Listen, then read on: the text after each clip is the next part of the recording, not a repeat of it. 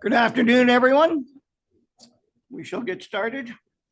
We are sitting as council today. I'll call this meeting to order at 1:01 p.m. We do have quorum of council in that we are all present, and we do have our municipal clerk and some additional staff with us. Thank you, everyone. We do have a bit of a long agenda, so we'll move forward as quickly as we can. Item 2 on our agenda is our land acknowledgement statement. The Township of Hamilton is situated within the traditional territory of the Mississauga, Anishinaabe, and Chippewa nations, collectively known as the Williams Treaties First Nations. Our work on these lands respectfully acknowledges their resilience and their long-lasting contributions to the area now known as the Township of Hamilton. Item 3, under additions to the agenda, we do have one item. Actually, I guess we kind of have two.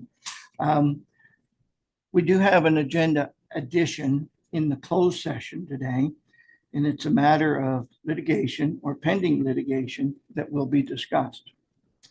The other item that I reference, and I should look at you, Richard, you've been preempted on the agenda. You're under 7.1, but you're actually 7.2 now because we have a little item to do in advance. But I have a motion, please, to confirm the agenda as amended. Moved by John, seconded by Mark. Any questions or comments? All those in favor? Carried. Thank you. Item 5, declarations of pecuniary interest and general nature thereof. Are there any declarations today? Yes, Bruce. Positive, but agenda item 8.2 is in reference to a neighboring property of mine, and I believe I should declare.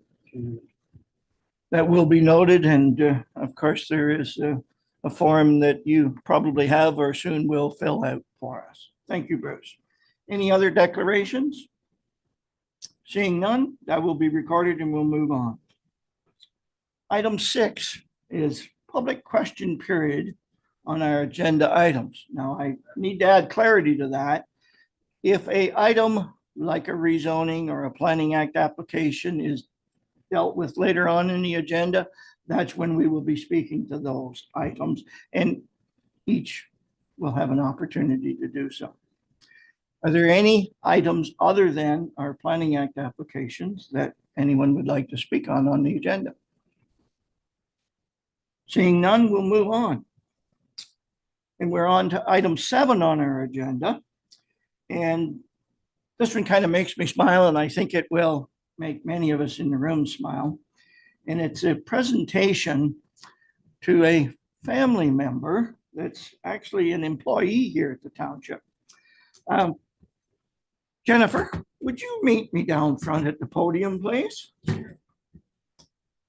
Now, what I don't know is, do you know what's ongoing at this moment in time? I have the newspaper for 24 hours.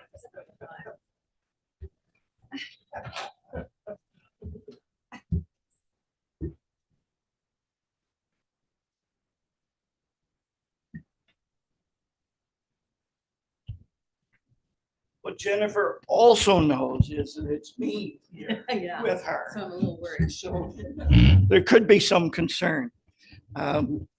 As I always ask for everyone, is our mic on and is it working? Thank you. Recently, I don't know, it was early last week or late the week before, Jennifer had to take an afternoon off because of her excitement. And the excitement was because her daughter has qualified for the Olympics representing Canada. And I don't know whether we've ever had that occur in our municipality before, but if we have, it's been a long time ago and I've forgotten it. Anyway, 1,500 meter ladies runner. Not good terminology on my part, but you got the idea. Anyway, I should tell you that Jennifer and I have known each other for a lot of years. And the other component of this is I know many of her family members. And the other part, because it's going to be in my lead-in story, that Jennifer and my wife Joanne, who's over here, actually worked together 30 maybe plus years. Oh, yeah. So Jennifer shared with me that she had to take, I think, Friday afternoon off because of this excitement, and I was getting this information Monday morning, maybe. And we were going through some applications, and she finally blurted out, I know, that's great. I got to share that because, you know, like I say, I know Jennifer and her family, although Kate, the 1,500 meter qualified runner, was only known to me when she was like 3 or 4, probably. I certainly don't know her as an adult. But I shared some enthusiasm, I shared the excitement, and I went home to share that with my wife, who I thought would be terribly interested in knowing their connection in years past.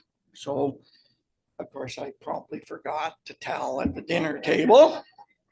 But a little while later, the brain clicked in, and I started to talk to Joanne, who was in the kitchen, and I was in the little TV room.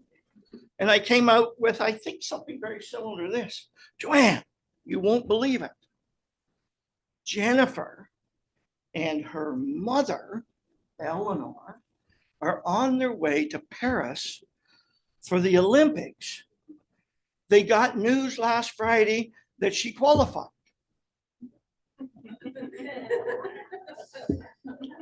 Joanne came to the door and she said, "What?" with a certain concerning look on her face. And I said, "Yeah, Jennifer's daughter, Kate." And Joanne said to me, "Did you realize that daughter and Kate was missing from the first version of the story?" Oh, okay, well, you got it all now, so all's good. Anyway, what we have here is actually a presentation to Kate. But Kate's already left.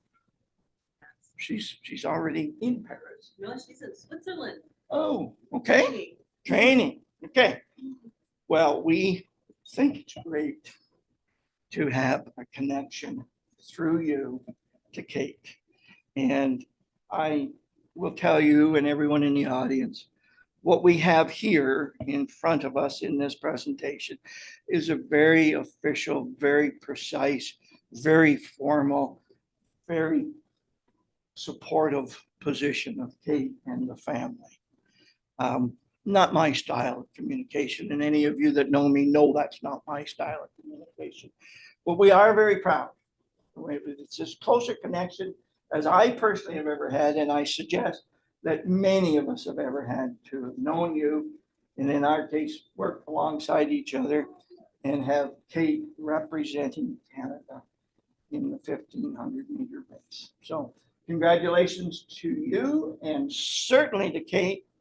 And if you would pass this on to her when she gets home, we certainly would appreciate it. So I will. I don't know just how to do this, but we got to shake hands and hold this all.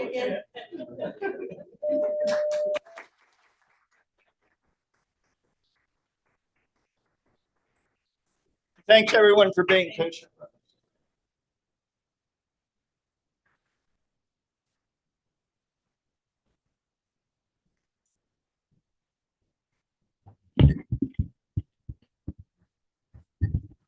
Richard, the podium's yours, but I see you've already taken that. Well, I know you said it was a busy agenda today, so unlike other presentations where I know you like me to speak for a while, I'll try to keep this one extremely brief. So good afternoon, pleasure to be here to present the results of our audit for the municipality at the end of December, and then as well some financial highlights as we go through the presentation.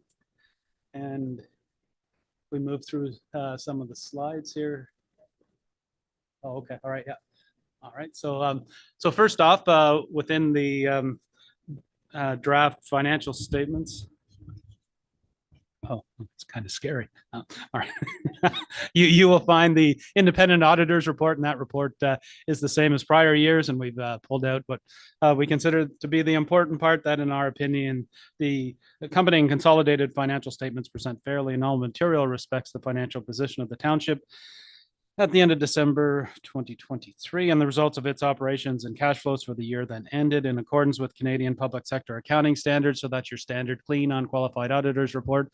And keep in mind, it is done in PSAB format, which is different than the way you budget. So if time permits, I'll try to highlight a few of those differences as we go through. Next, just give you an idea of some of the procedures we do as we complete the audit.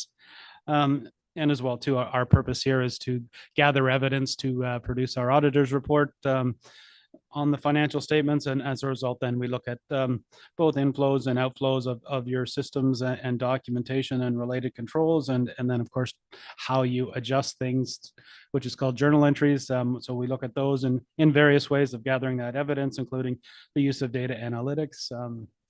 Next, the audit is complete pending council approval of the financial statements, and then as well too as receipt of some representation letter and legal letter. Overall, there were no significant difficulties encountered during the audit. Keep in mind, this year within PSAB, there were a number of section changes, and they did have a impact for the municipality in the fact that you will see as we move through a new liability reported for the asset retirement obligation, whereas the other changes to PSAB did not affect the municipality. And then overall, there were no unadjusted differences. And as we move along to the next slide, you'll just get an idea of your financial assets year over year.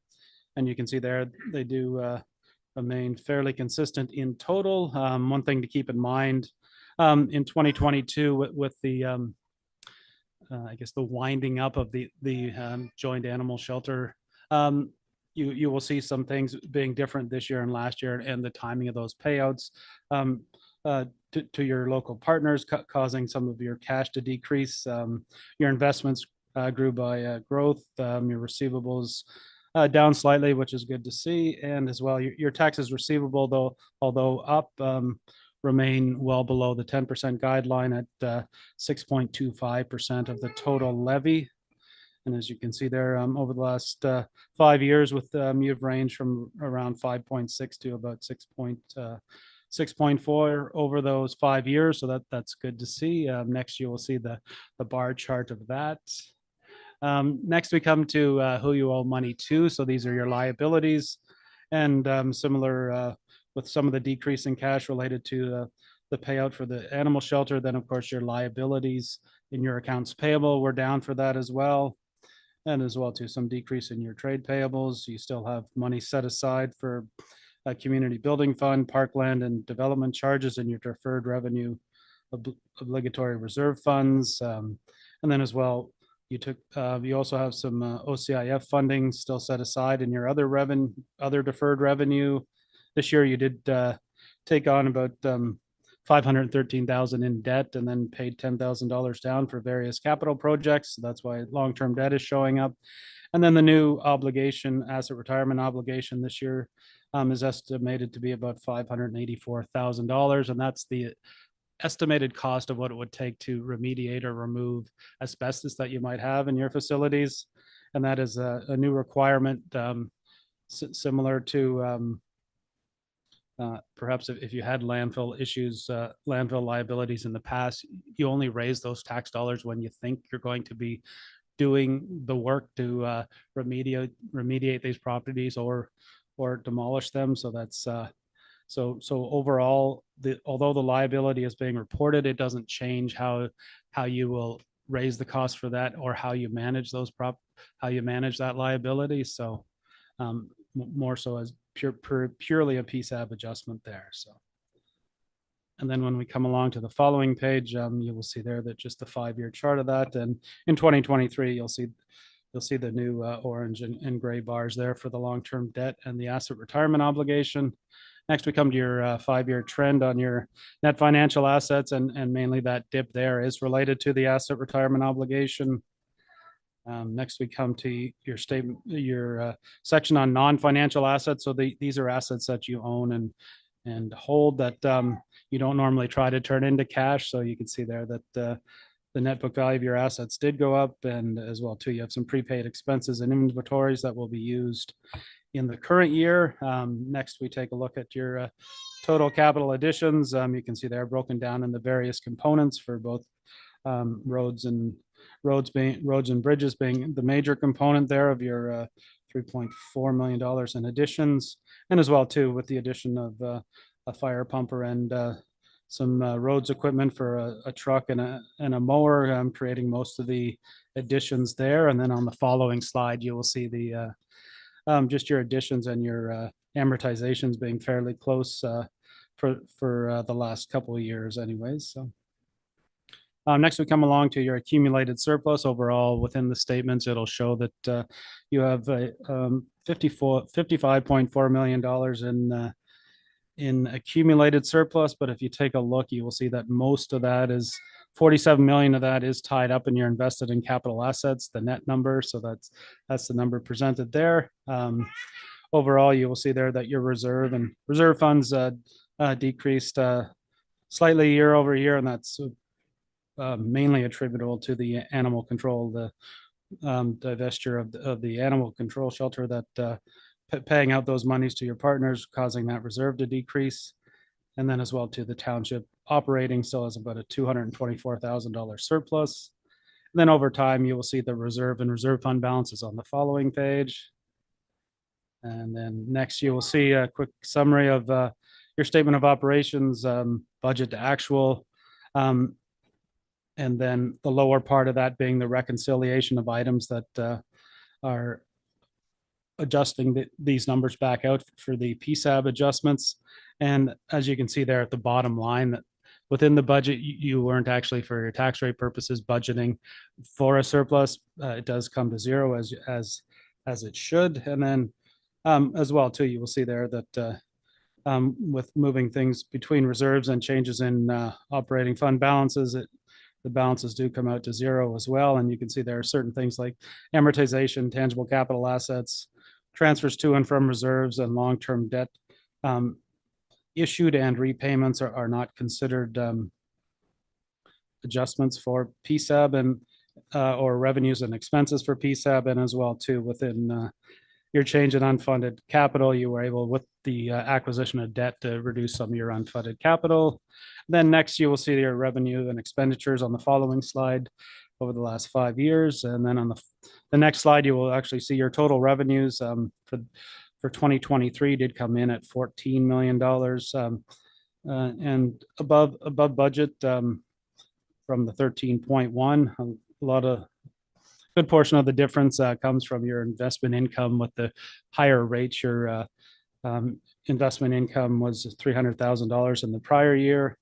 And then as well too, some of your user charges were over budget, which was good. And then the utilization of your development charges for your capital additions, mainly for the fire tanker, causing the variance there. Then the following slide gives you an idea as the percentages in the pie chart. And then next you will see where you spent your money, consistent with perhaps some additional revenues on your expenses.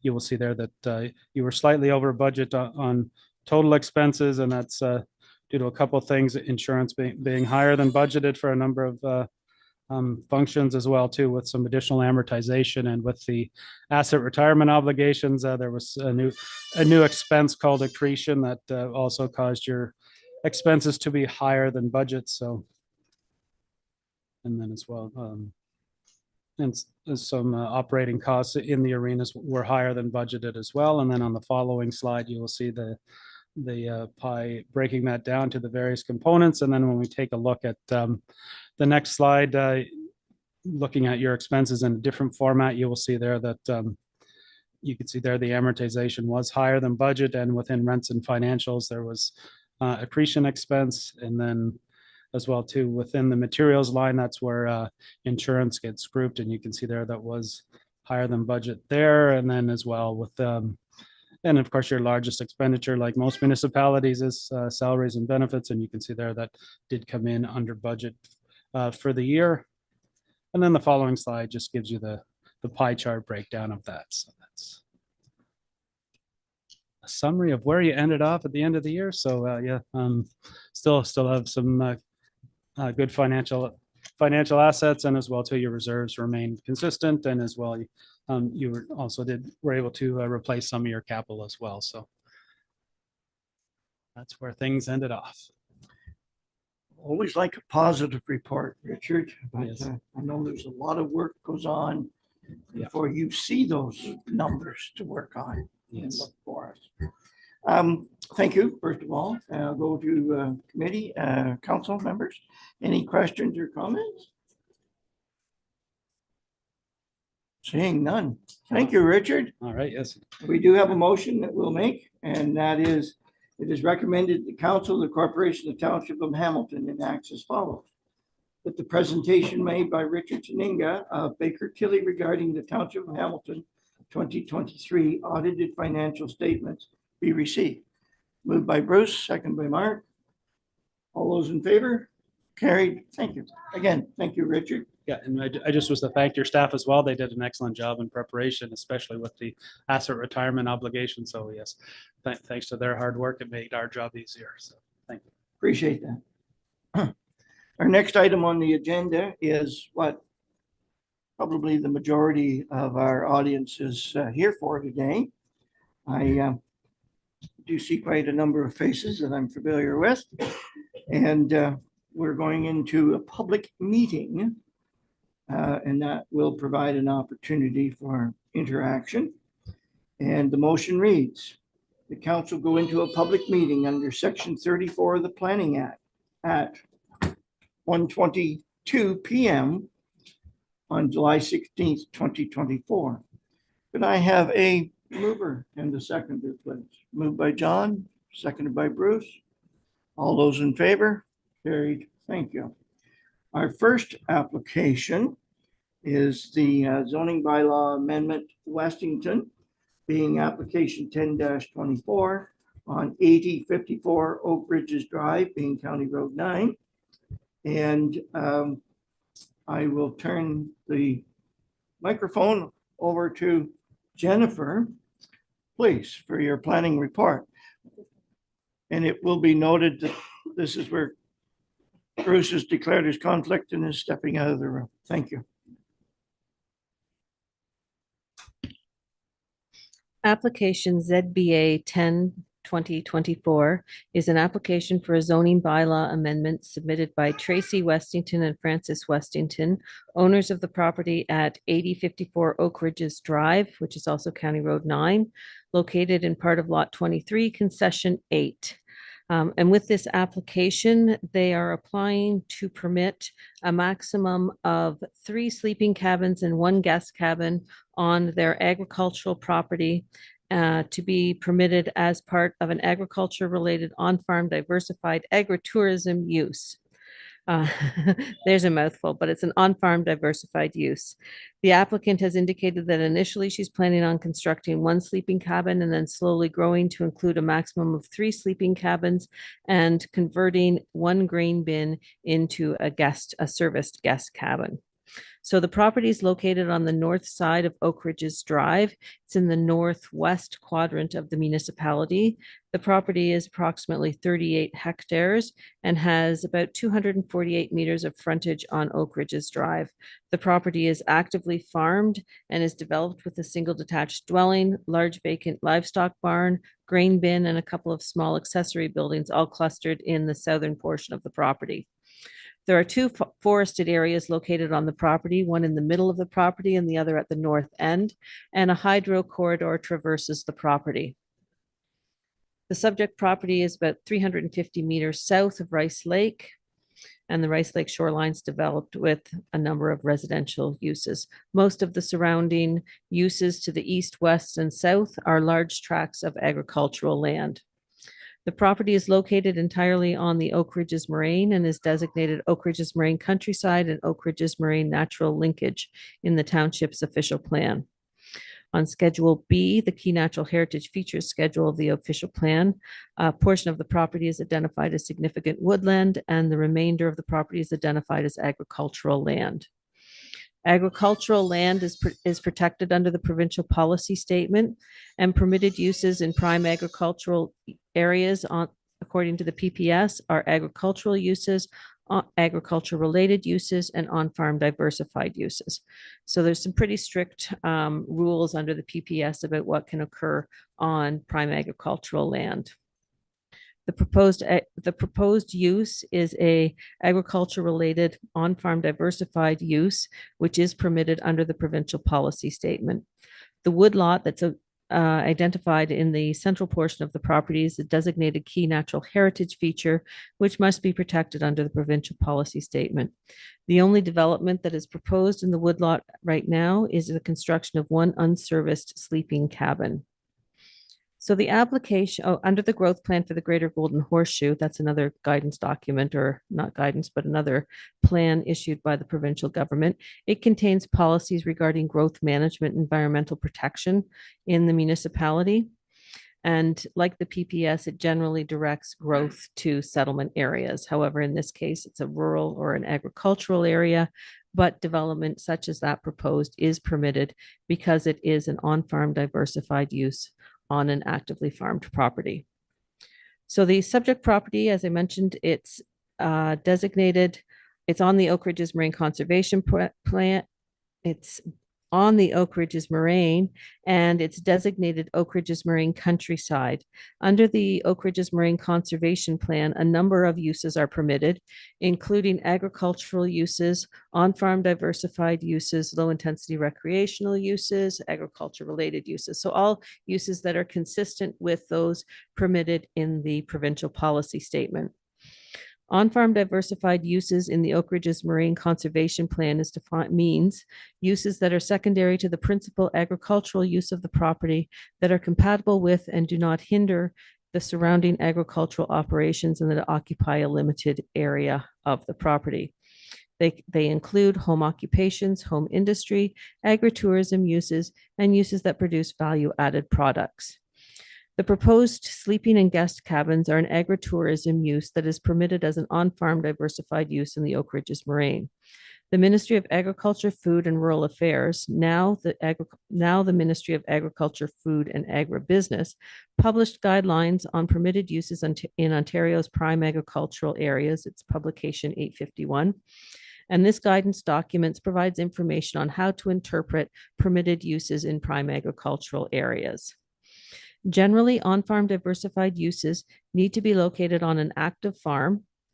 They must be secondary to the principal agricultural use of the property, must be limited in area to either 2% of the property area or a maximum of 1 hectare, and needs to be compatible with the surrounding agricultural land uses.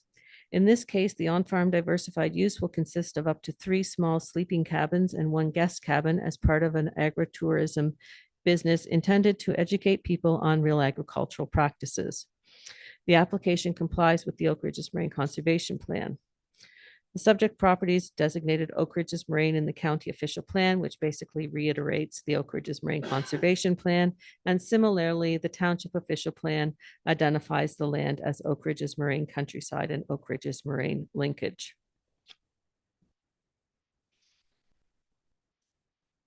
The zoning bylaw. The property is currently zoned Oak Ridges Marine Countryside, Oak Ridges Marine Environmental, and Oak Ridges Marine Linkage on Schedule A to the township zoning bylaw.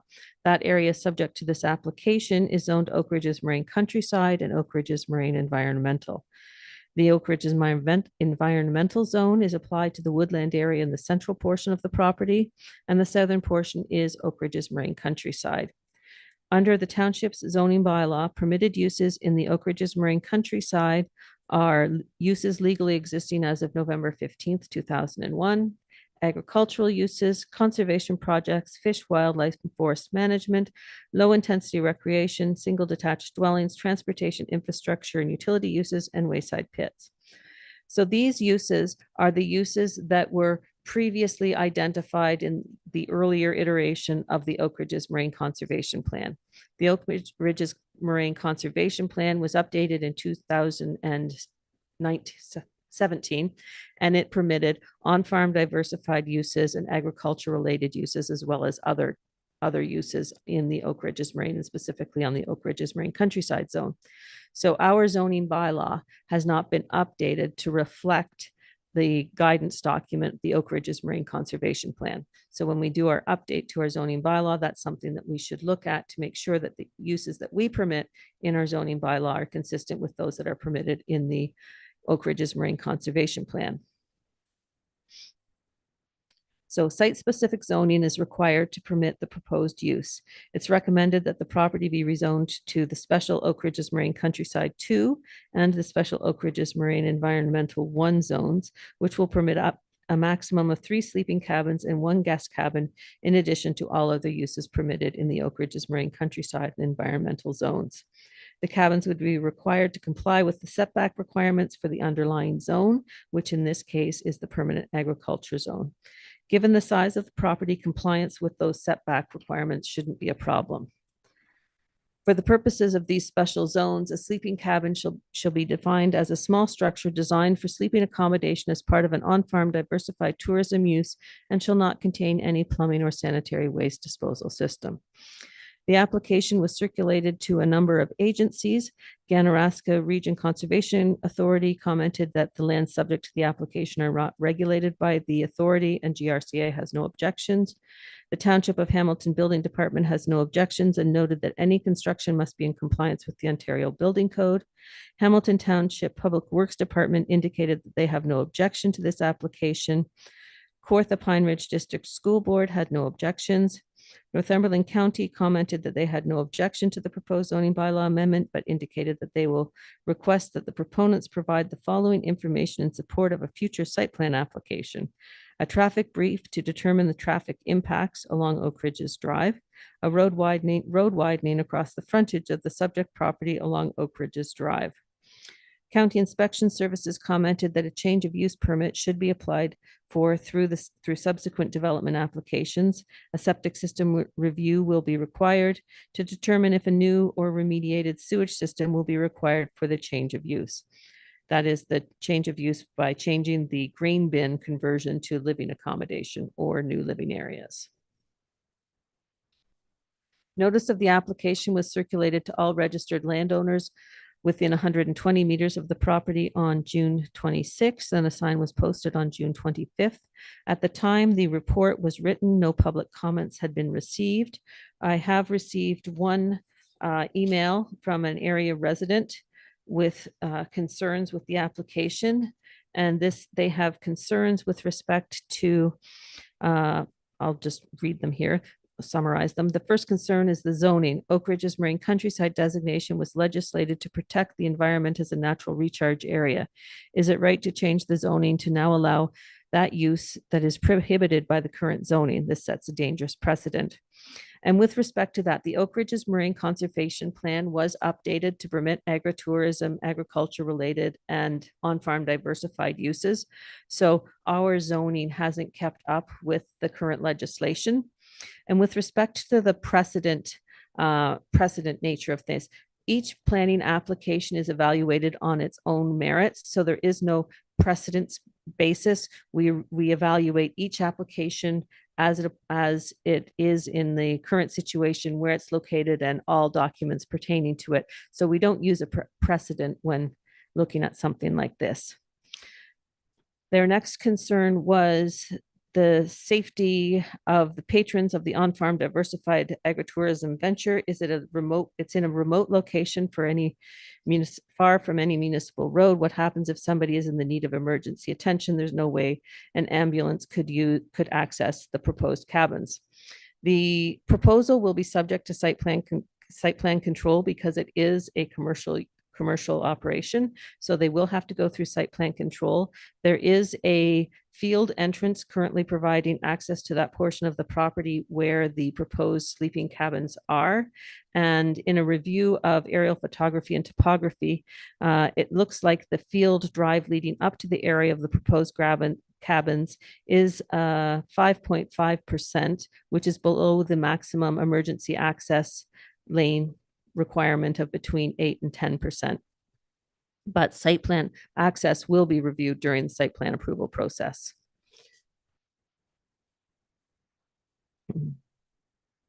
The proposed clientele of this diversified agritourism venture will have no knowledge of agricultural or inherent dangers of farming. There are concerns that this is not compatible or safe with ongoing farm operations at this time of the year. The purpose of the application is to provide an educational opportunity for people to learn about what the applicant is calling real agricultural practices. And part of that will be education regarding farming and farm practices. And finally, productive farmland is a finite resource that we are losing at a rate of in excess of 375 acres per day. To lose productive acres of this farm for non-product food production is not following the provincial guidelines. Well, the provincial guidelines allow for a maximum of 2% or one of a property, or up to a maximum of 1 hectare, which is about 2.2 acres. This proposed use will not be using 2 acres of land or 1 hectare. So the area to be used is relatively small and does comply with the provincial policies relating to on-farm diversified uses.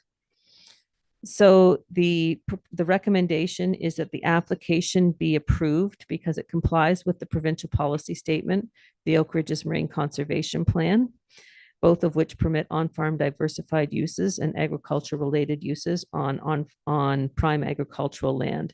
The scale of the proposed development is small and complies with the parameters set out in provincial guidance documents for uses in prime agricultural areas. The new development will be subject to site plan approval, ensuring that the technical aspects of the development comply with municipal requirements, such as parking, access, setbacks, etc.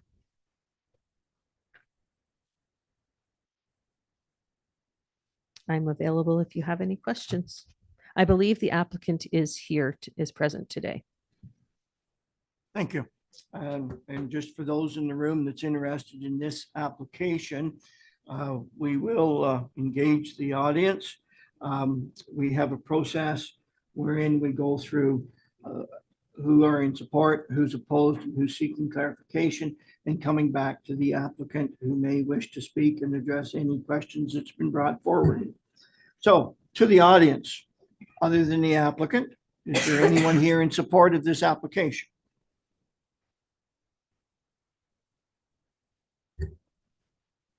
Is there anyone here present opposed to this application? Would you like to speak to this application? And to do so, we would ask you to come to the podium, identify yourself and your address, please. And then the podium's yours to speak on the topics that you wish. Okay. So is there anyone opposed to the application? Moving on, is there anyone here seeking clarification to the application?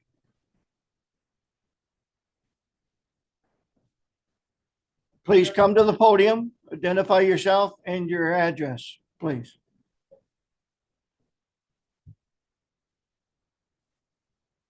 Good afternoon. Thank you for having us and allowing us to speak.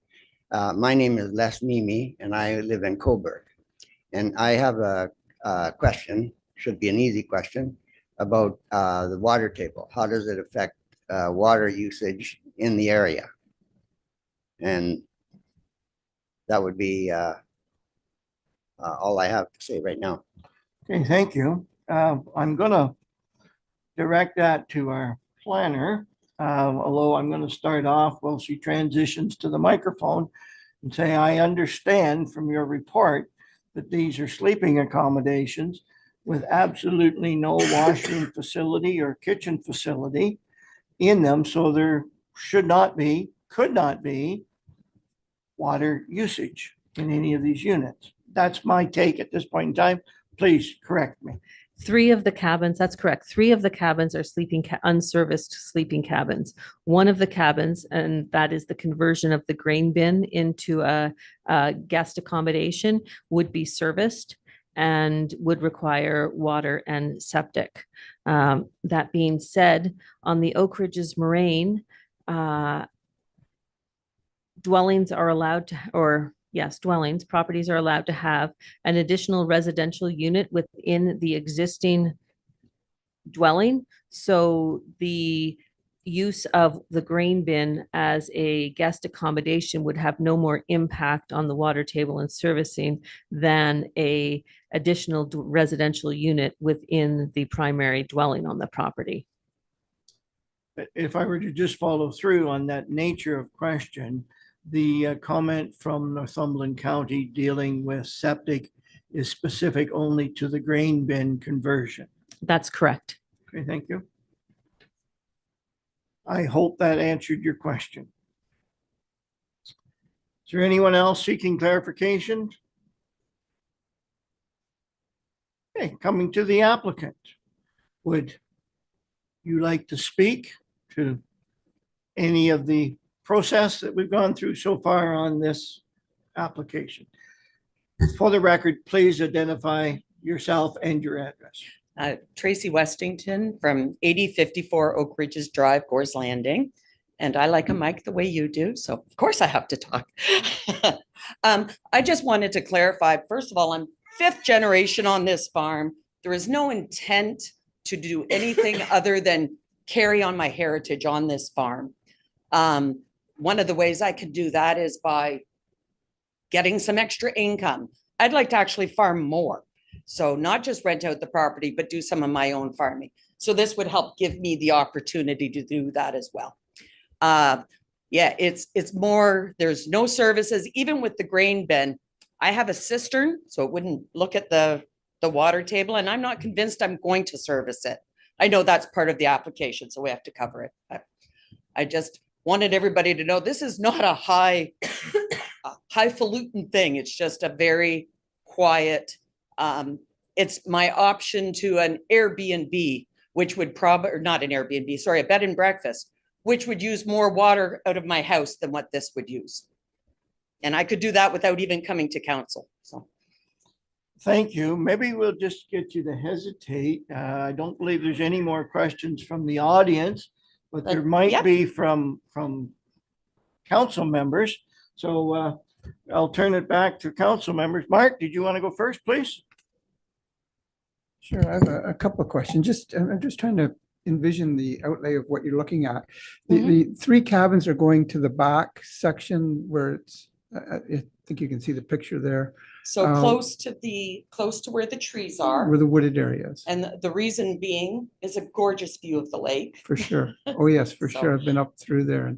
And whereabouts is the grain bin? That's the one I'm Can not, you see the barn is kind of like a U-shaped at the end Yes. of the driveway? Yep. It's sitting right in front of that. so the purpose of that building will be as they'll all meet there kind of thing, and that's where their education and so forth will take place? Is that- Education is going to be very informal.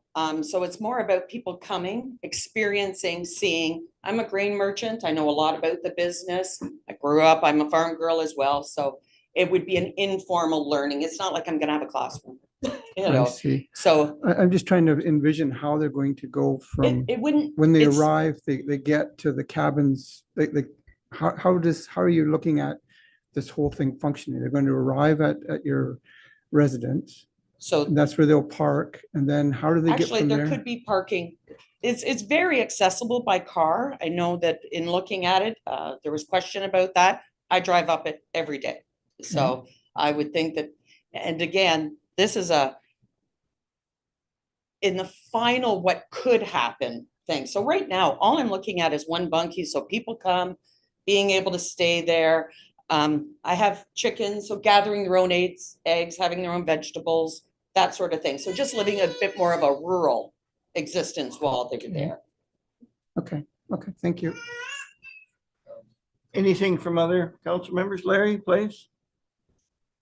Thank you, through you, Mr. Mayor. I congratulate you on this because I think it's thank a you. great opportunity to diversify some of the farm activities that we have around, especially to give people from the city or urban areas an opportunity to actually see what goes on at a farm. We hear so many times that our kids in the city don't even know where milk comes from, other than the corner store. So this is a great opportunity, and I congratulate you on that. The only question I have is, where is the access to the property at the back we were talking about emergency access. Where does So that come through? I don't see this on the the, driveway goes straight up to the barn. There is then a farm road that goes around the back of the barn and kind of straight up where the property line there is. Because well, that's my property. My mom owns the other side, so it's kind of very loosey-goosey as far as a property line. But So there you- is a straight road up there.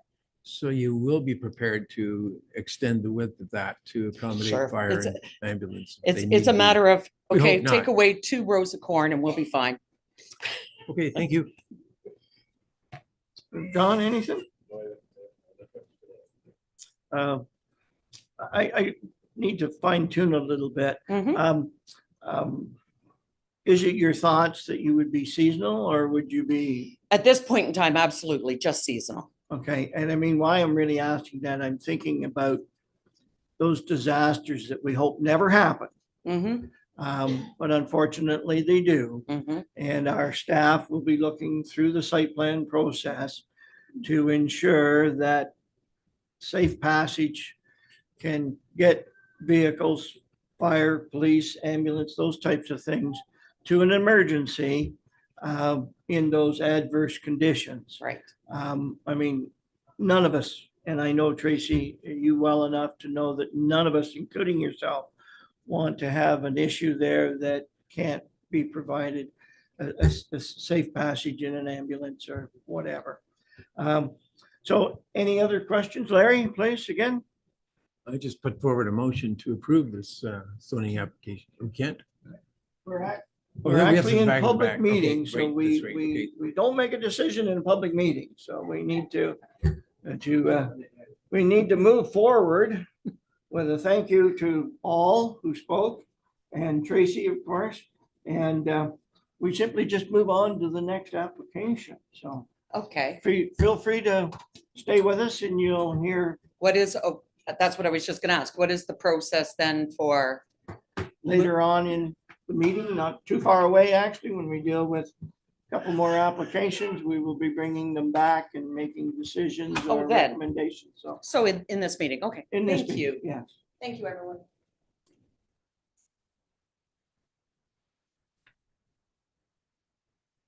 Okay, item 8.3 on our agenda is zoning bylaw amendment request for O'Rourke on 9668 County Road 2, Part Lot 3, Concession A. And I believe we have quite a number of members in the audience that are interested in this application. So Jennifer, turning back to you, please. Through you, Mayor Jib. ZBA 11/2024 is an application to rezone the property located at 9668 County Road 2, located in part of Lot 3 Concession A of the township. The property is located on the north side of County Road 2, east of Coburg.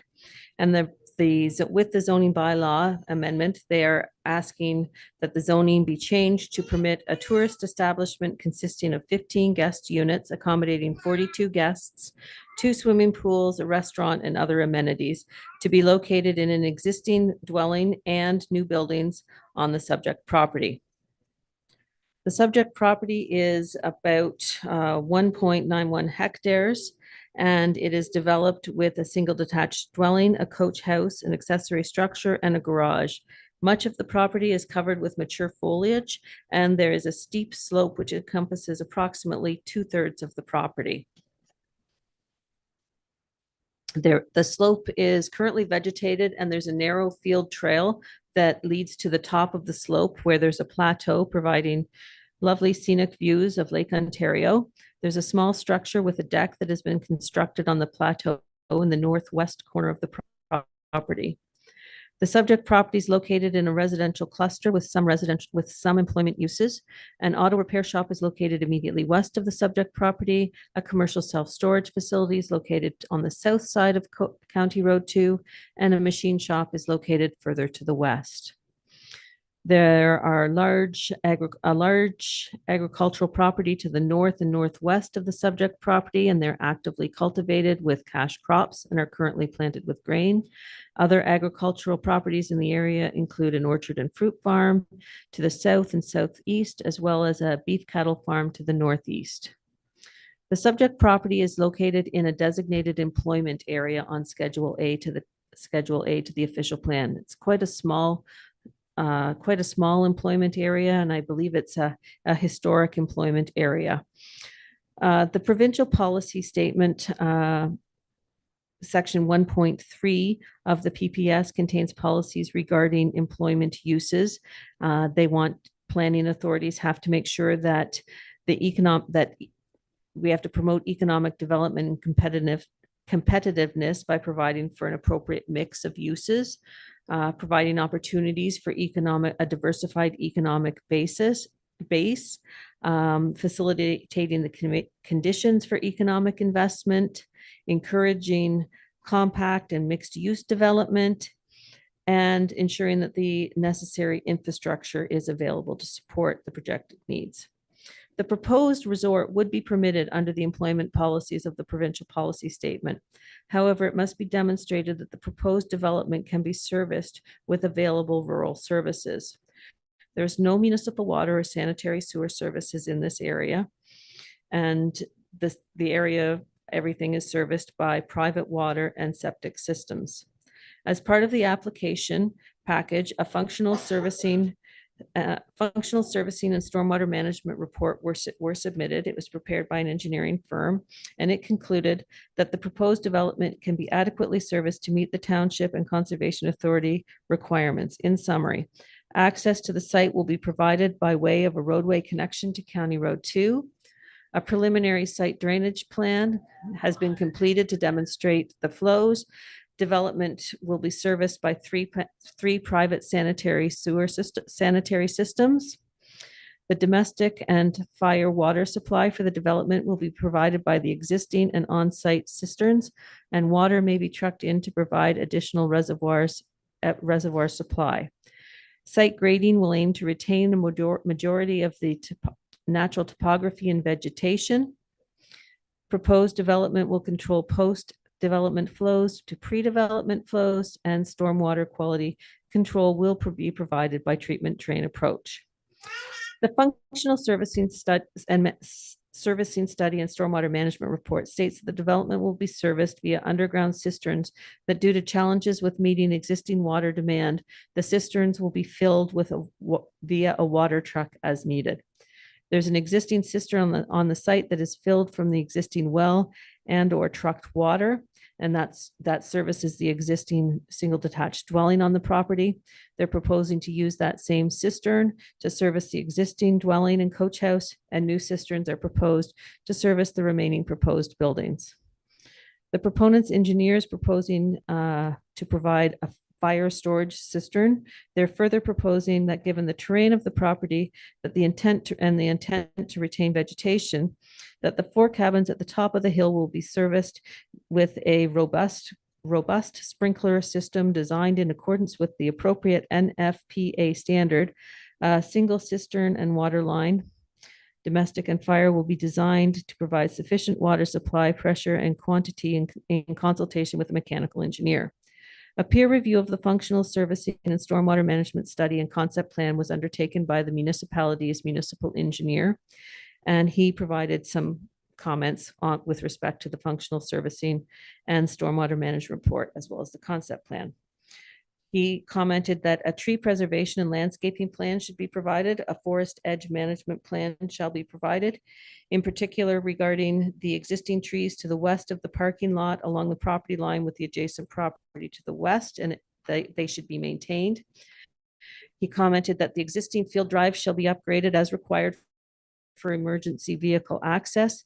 The minimum width of the emergency access roadway shall be 6 meters, and the minimum turning radii shall be in accordance with the Ontario Building Code, and should ensure emergency vehicle strength requirements are met for emergency vehicles, as well as standards regarding dimensions. The proposed access road to the rear of the property is approximately a 3-to-1 grade.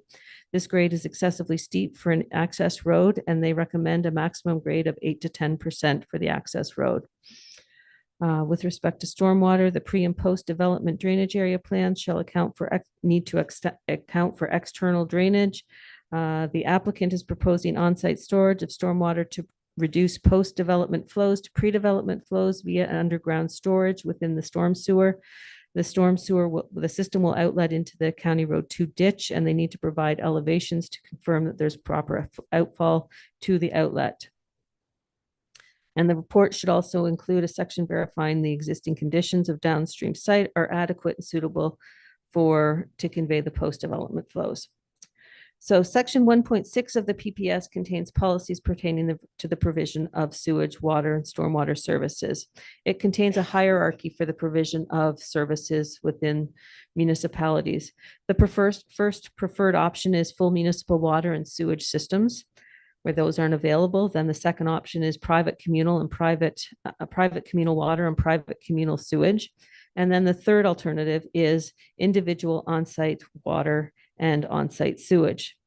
Section 1.6.6.4 of the PPS states where municipal sewage services and municipal water, private sewage services, and private communal and private water are not available, planned or feasible individual on-site sewage services and individual on-site water services may be used provided the site conditions are suitable for the long-term provision of such services with no negative impacts. In settlement areas, individual on-site sewage systems, you can have partial servicing. Anyways, it must be demonstrated that the on-site conditions are suitable for the long-term provision of the services. Right now, the hydrogeology report submitted by the applicant is proposing trucking water into cisterns because the on-site supply of water is not sufficient. So that's one thing that we have to keep in mind here. So they submitted a hydrogeology report. At the time the report was written, the peer review of the hydrogeology report was not available. The hydrogeology report stated that basically it suggested that, well, it didn't suggest, it said, as part of the well installation, the well was pumped at a rate of 3 gallons per minute for 1 hour. Approximately 18.9 meters of drawdown was recorded during the pumping, with static water only recovering by approximately 60% after 1 hour. This suggests that the recommended pumping rate is not likely sustainable. And according to the owner, there have been challenges with the well to meet current demands and pressure, and that would be the current demands and pressure of the single detached dwelling on the house right now. So the proposed development would be serviced with the existing well and cisterns and additional cisterns to meet the demand. The proposed development cannot be sustained by the water supply available and will rely on imported water. The hydrogeology report, as I read it, and I am not a hydrogeologist, so please forgive me if I'm incorrect, but it does not address the impact of increased demand on the existing well should the development proceed on surrounding land uses. Northumberland County adopted official plan amendment number 1 to the county's official plan, which contains the natural heritage system policies, and the top of the slope has been identified as a significant woodland. However, OPA number 1 is not yet in force and effect. The subject properties are located in a rural area of the municipality, and the rural area policies of the PPS also apply to this property. And they speak to private water supply. They speak to uses being permitted that are capable of being sustained by the rural service levels that are available. The proposed resort development has not been demonstrated at this point how it is capable of being accommodated by the existing rural service levels when water is not available. Compliance with minimum distance separation guidelines is mandated by both the PPS, the provincial policy statement, and the Township of Hamilton official plan. There's a livestock barn identified at 1737 McEwen Road. An MDS calculation was prepared for this livestock barn, resulting in a 446-meter setback between the proposed new resort and the existing barn. The subject property is located outside of the required MDS setback. It is approximately 670 meters from that facility. So it has not yet been demonstrated that the proposed use is consistent with the provincial policy statement and the growth plan for the Greater Golden Horseshoe. In particular, it's not been demonstrated that the proposed use can be sustained by the existing rural service levels, given the lack of an adequate water supply in the area. The property is not located on the Oak Ridges Moraine, so that section doesn't apply to this application. The subject property is designated rural areas in the county official plan. Rural areas promote the diversification of land uses and services, and it encourages establishment of sustainable, diversified tourism opportunities. The Township of Hamilton official plan, the property is designated employment on Schedule A to the official plan. The employment area designation is a sub-designation of the settlement area, and a use such as the proposed use would be permitted provided it can be adequately serviced. Of concern, I think I alluded to earlier, is the slope of the hill. The hill has approximately a 3-to-1 slope, which exceeds the maximum slope for emergency vehicles, and that has been identified by the engineer. So the property is zoned rural residential right now. The applicants are proposing to rezone the property to a special rural highway commercial zone, which would permit a tourist establishment, as I mentioned, consisting of 15 guest suites, a restaurant, 2 pools, and accessory uses. The concept plan provided illustrates 31 parking spaces. However, I didn't see a loading space on it. The zoning bylaw requires that 1 loading space is required for all commercial or industrial buildings. But those are technical issues that can be dealt with during site plan if the property is rezoned. The application was circulated to agencies as required by the Planning Act. Ganaraska Region Conservation Authority commented that the property is not located within a GRCA regulated area and a GRCA permit will not be required. However, they further commented on the stormwater management report. They identified that the underground storm sewer will work in terms of they want to know, it confirmed whether the storm sewer system will work in terms of invert elevations at the county road ditch. That was the same issue identified in the municipal engineers comments. The 100-year ponding must be shown in the parking lots, and the ponding cannot exceed 0.3 meters during any event. That they further commented total discharge in the table in Appendix D doesn't seem to be the total of the Orifice A discharge plus the V0 discharge. So they had some technical comments with respect to the stormwater report. Township of Hamilton Building Department has concerns that the proposal does not meet the requirements of 9.10.20.3 Fire Department access to building of the Ontario Building Code. Township of Hamilton Public Works Department indicated that they had no objection. Township of Hamilton Fire Department commented a fire access route is required and the maximum slope for emergency access road is 8%. Kawartha Pine Ridge District School Board commented that they have no concerns or issues. Bell Canada provided a generic comment. Northumberland County Public Works provided the following comments pertaining to the traffic opinion letter prepared in support of the application. They noted that County Road 2 along this frontage is a posted 80 kilometers per hour zone when the traffic opinion letter has the speed assumed at 50 kilometers, and that the traffic report needs to be updated to address that and the TAC design guidelines.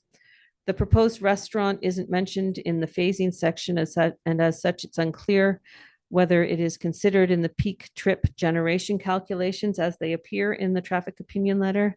And the traffic opinion letter should evaluate the current level of service and volume capacity ratio for the intersection and the expected level of service and volume capacity ratio for the horizon. The proposed single commercial entrance is currently acceptable, but will require an entrance permit from the county prior to installation. Northumberland County Waste Disposal provided some comments with respect to the amount of waste that can be let out for a commercial use.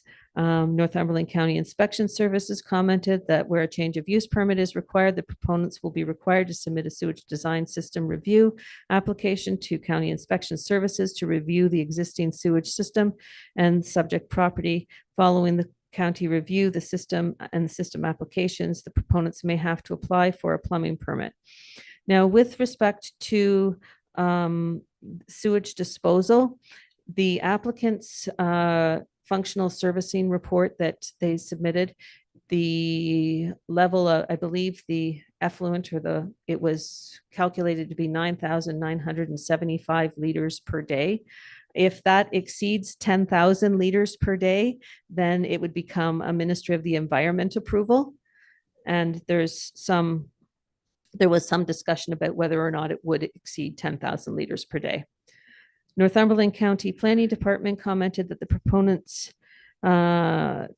they recommended that the proponents conduct a noise impact study. However, it was noted that the land use compatibility study was prepared by WSP, which contained a couple of recommendations with respect to noise, and it indicated that their noise should not be a concern from adjacent industrial uses in the area.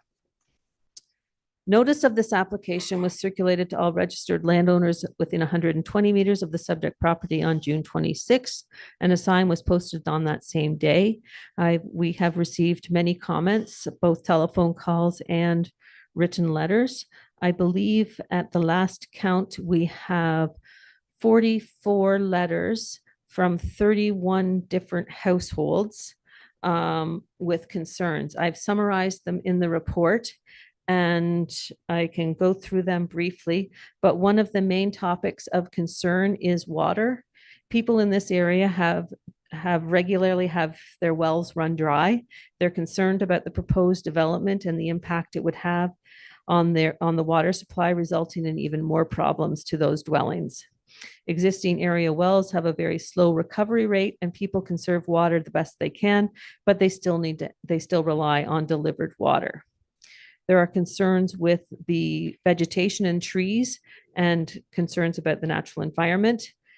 Similarly, the hill, the property consists of a massive shared hill. I think when I was taking high school geography, I think my geography teacher called it a drumlin. Whether it's a drumlin or an esker, I'm not sure, but it's a large feature that goes across north of Highway 2 and affects many properties there. They're concerned if there's changes to that slope that it could result in erosion that would have impacts on their properties. There was concern about multiple septic systems on the property, where they would be located and whether they would be in proximity to adjacent property lines. There was concerns about the increase in garbage going to landfill and litter, light pollution. There are no streetlights, and area residents enjoy a dark night sky. They're concerned about increased lighting on the site, which will hinder their view.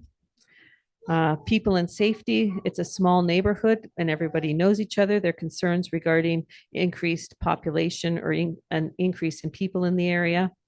Loss of enjoyment, people moved there because they like quiet country living, and with the introduction of a resort, the peaceful nature of the area will be changed.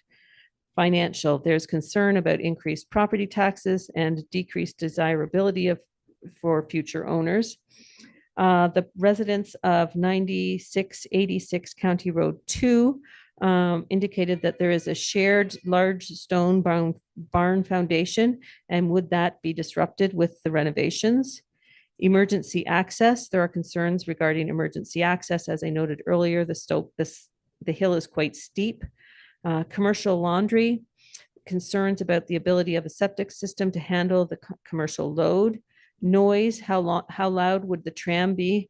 I'm sorry, I forgot to mention, as part of the proposal, they are proposing a tram that would go up the side of the hill, providing access to the 4 cabins at the top of the hill. So there was noise about or concern about how loud that would be. There was a question as to whether the restaurant would be licensed, and they wanted to know about fencing installed at the top of the hill, concern that guests may wander onto adjacent properties, not knowing that they're no longer on the resort property. Traffic, Sunday and Monday holidays are very busy traffic days on County Road 2. The increase in traffic may make the situation worse. Fire, with the grade of the hill, there will be no way of getting emergency services to the top of the hill. If fire pits are added to the design later, a grass fire is a real concern. The top of the hill is very windy and it could be problematic. Landscaping, they're concerned about erosion on the hill. Climate change and the environment, construction of all the outbuildings to be placed on the 4.6 hectare property would significantly affect the existing treed lot, which houses various natural habitats for birds and wildlife. From an agricultural impact, the proposed uses, particularly at the top of the hill, are in proximity to an actively farmed area, which could lead to conflicts with farming operations, including issues related to, but not limited to, management of crops, noises, smells, cattle, manure, dust, working late hours to manage crops, water usage, and potential harm to crops. Proximity of so many units to adjacent crops raises concerns that campfires may also be permitted on this property, which may lead to improper use of campfires that could result in accidental crop fires. Various crops are highly flammable at different stages throughout the year. Concerns regarding wildlife, pool maintenance, where will the water be discharged from the pools? Development without approval. The current owners are already operating an Airbnb, existing coach house and in the existing coach house, and appear to have begun construction on top of a hill by expanding an existing shed. Electricity, there was concerns about an increased load on the electricity grid. And heritage, somebody said that the property is of historical value and no changes should be made. So there are some issues that need to be addressed prior to a recommendation being made on this application. There are a number of residents, I believe, that are here. What I think are two of the most significant issues with this proposal right now are water supply and the ability of the resort to be sustained by rural service levels, and emergency access to the top of the slope, which is a 3-to-1 slope right now. And the recommended grade for an emergency access, or the required grade, is between 8 and 10%. Thank you, Jennifer. Now, it is our practice to provide everyone an opportunity to speak to the application. I would gather that there's a number of common concerns. I will go to the audience with the request that if it's been in the report about the absence of water, or the concern of the absence of water, but not everyone in the room needs to state that again. If there's something new that you wish to add or put a slight different reflection on it, feel free. That's what we're here for. But I mean, we don't need to hear 25 times that there's no water in the area. We've already got that in the report. We've got that in the written comments. It is not our practice to shut anyone down. So I'm simply asking for your courtesy and your consideration, not only of us as township representatives, but also your fellow people in the audience. Our process will go to those who are in support of the application, those who are opposed to the application, and those seeking clarification. Then we will be going to the applicant. And I believe there is representation of the applicant here, and I'm guessing that there is an agent here on behalf of the applicant. And they will certainly be able to close out the presentations. So going to the audience, is there anyone here in support of the application? Seeing none. Is there anyone here in opposition to the application? Okay, now remember what I said. We don't need to hear the same thing 10 times. Mayor Jeb, I'd spoken to Jennifer last week, and there was a letter that was a person that asked to be read out during the proceedings. So it's not normal that we get 30 letters or 40 letters for one of these applications. So it's a little unusual. And I did tell the person that had contacted me that it would be read, because I talked to Jennifer at that time and she said she would read it out. So I hope that we could do that. Is that something we could do now, Jennifer? Please. Sorry, I forgot about that. This is an application submitted by Kathleen Martin and Derek Martin, residents of 9654 County Road 2. As members of this community and that my residence is next to the above plan, I am writing with concerns to this plan. I am very familiar with the steep hill that runs through all properties here, very steep and irregular shape, which takes up most of our properties. In the spring, there is a lot of drainage that comes down the hill, and we have significant water pooled on the back area of the house, depending on the previous snowfall that winter. All the residents have kept this hill in its natural state. Forest of trees, then on top opens to grassland, and then the farm crops. On our path up the hill, there is signs of erosion in several areas. The trees and shrubs keep the erosion down. Areas that have no root systems have erosion. Water is a major issue in this area. Our wells run dry from approximately July to December. Some of us, including myself, have had drilling companies to find sources of water and have failed to find any. We preserve as much as possible and collect rainwater off the roof, and eventually the trucking of water begins. The price of trucking water in has significantly increased in the last 2 years. Now that you have an idea of the landscape and the water history, here are the concerns. First, the water. If family dwellings that are conscious of water usage cannot have sufficient water here, what will happen when a plan of 42 guests, plus a restaurant, 2 swimming pools, numerous hot tubs, showering, pool maintenance, and laundry due to the water table? All this will be a huge increase in the water draw on the water table before water is shipped in. Our consciousness of reserving water will be pointless with all the water removed from the water table at that incredible rate of use. Second, environmental concerns. Wildlife and trees will be impacted. Our way of life will be impacted as our community setting is chipped away. Third, septic. Can the old septic system on this property handle all these guests and a restaurant? Pool maintenance. Where will the discharge of the hilltop pool be discharged to? The guest houses on the top of the hill. Where will the gray water from bathing and brushing teeth be discharged to? Fourth, safety. With guest houses on the hill, hot tubs, incinerator toilets need a lot of hydro. Fire hazards from mice chewing wires and malfunction of equipment. Fire pits. Are they going to set up fire pits in the grasslands? The hill is very windy 90% of the time. Pointing that out because that is why we do not have a fire pit on the hill. Grass fires are fast and furious, especially in windy conditions. The hill is too steep for emergency vehicle access. With all that extra activity on top of the hill, chances of a situation of fire emergency is going to be greatly increased. Fifth, annoyance to the established residents. Garbage cleaning up, garbage thrown and blown into the other properties, noise level of 42 guests in a small footprint of land.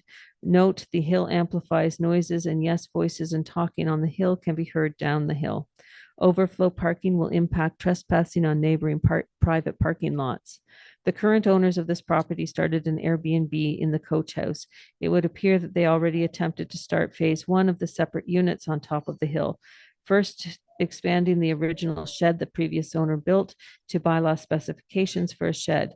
The new owners then started a floor for the next unit, so I called the township and further stopped building. Pictures provided of the original shed and expanded shed included. This expanded shed that exists on the hill is on the proposed plan as phase 1 and not existing. It also appears that the plan that the owners will not be living here after the phases are completed. The view on the hill has been the attraction to this project from the beginning, and that is why phase 1 is building on the hill. With the mentioned concerns, I believe this view is a lookout point as in other areas. You go sit up there on a bench, enjoy the view, then go back down to your facilities, just as other resorts, camping grounds do. No emergency problems, then nature is preserved. I respectfully request that Hamilton Township consider the above concerns when evaluating the viability of application file ZBA 1124. Thank you. Yours truly, Kathleen Martin and Derek Martin. Thank you, Jennifer. Okay, we're about to invite our audience members to the podium. Amongst yourselves, please feel free to establish who's coming first. And we would ask everyone that comes to the podium to state your name and your address for the record. Please, someone come forward. Good afternoon, council members. Can you hear me all right? Maybe if you just pull that mic up a bit, Gary. I can do that. Thank you. Jennifer stole most of my thunder. I feel embarrassed. Couple little things I can add because you asked for differences. Will water usage? Gary, Yeah. I know you, not everybody does. Oh, For the record, name and address, please. sorry, Gary Nizal at 1621 McEwen Road. I own the top of the hill. My property is the one that is very steep, maybe even 40 degrees, 50 degrees, something like that. Their property is the 3-to-1 that they have discussed. Can I proceed, sir? Please. Um, If this should be accepted, will water usage be metered and reported to the appropriate authorities? If not, please explain why. Believe it or not, my average water use is 25 gallons a day. Resort guests may not conserve water as well as rural folks do. That's a different thing. I'm concerned about the location of the northern cabins.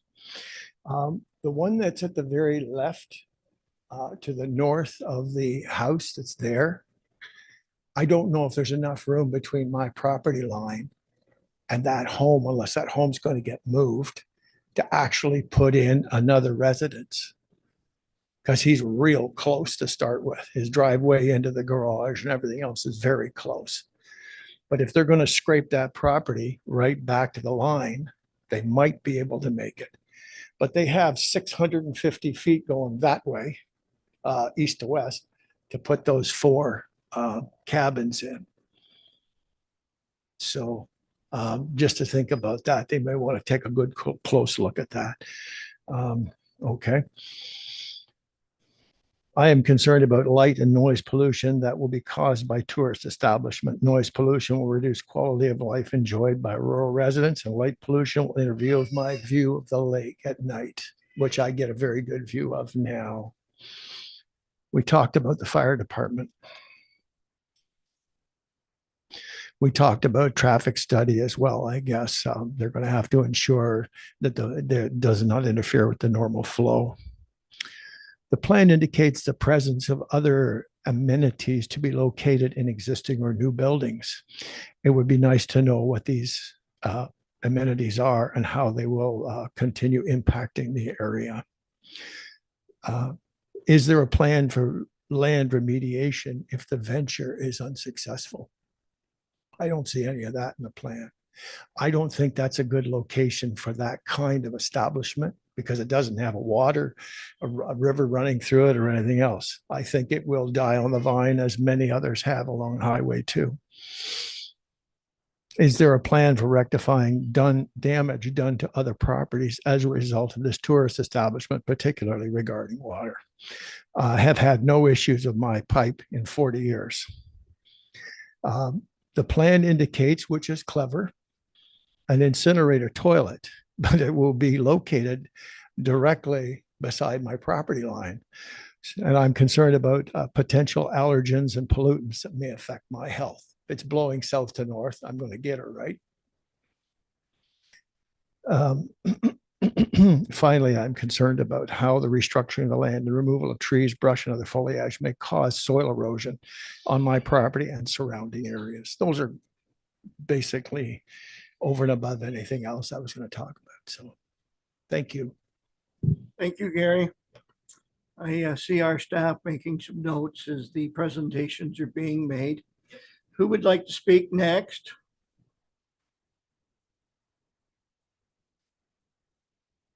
Again, please name and address for the record. I'm Aileen Blair. We live at 9692 County Road 2. We're just next 2 doors east of the property in question. Nobody here has really taken into effect the historical value of this property.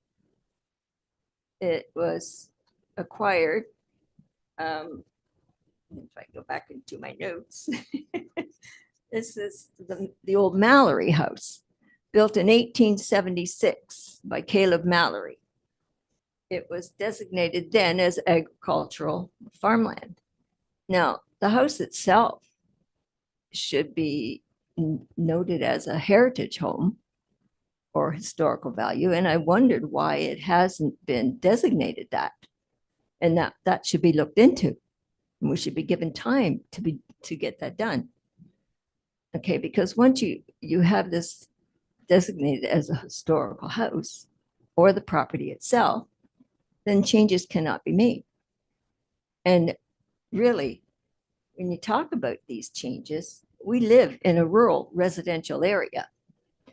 That means we have rights to our privacy, our concerns about security, and all this will be impacted by having all these people come.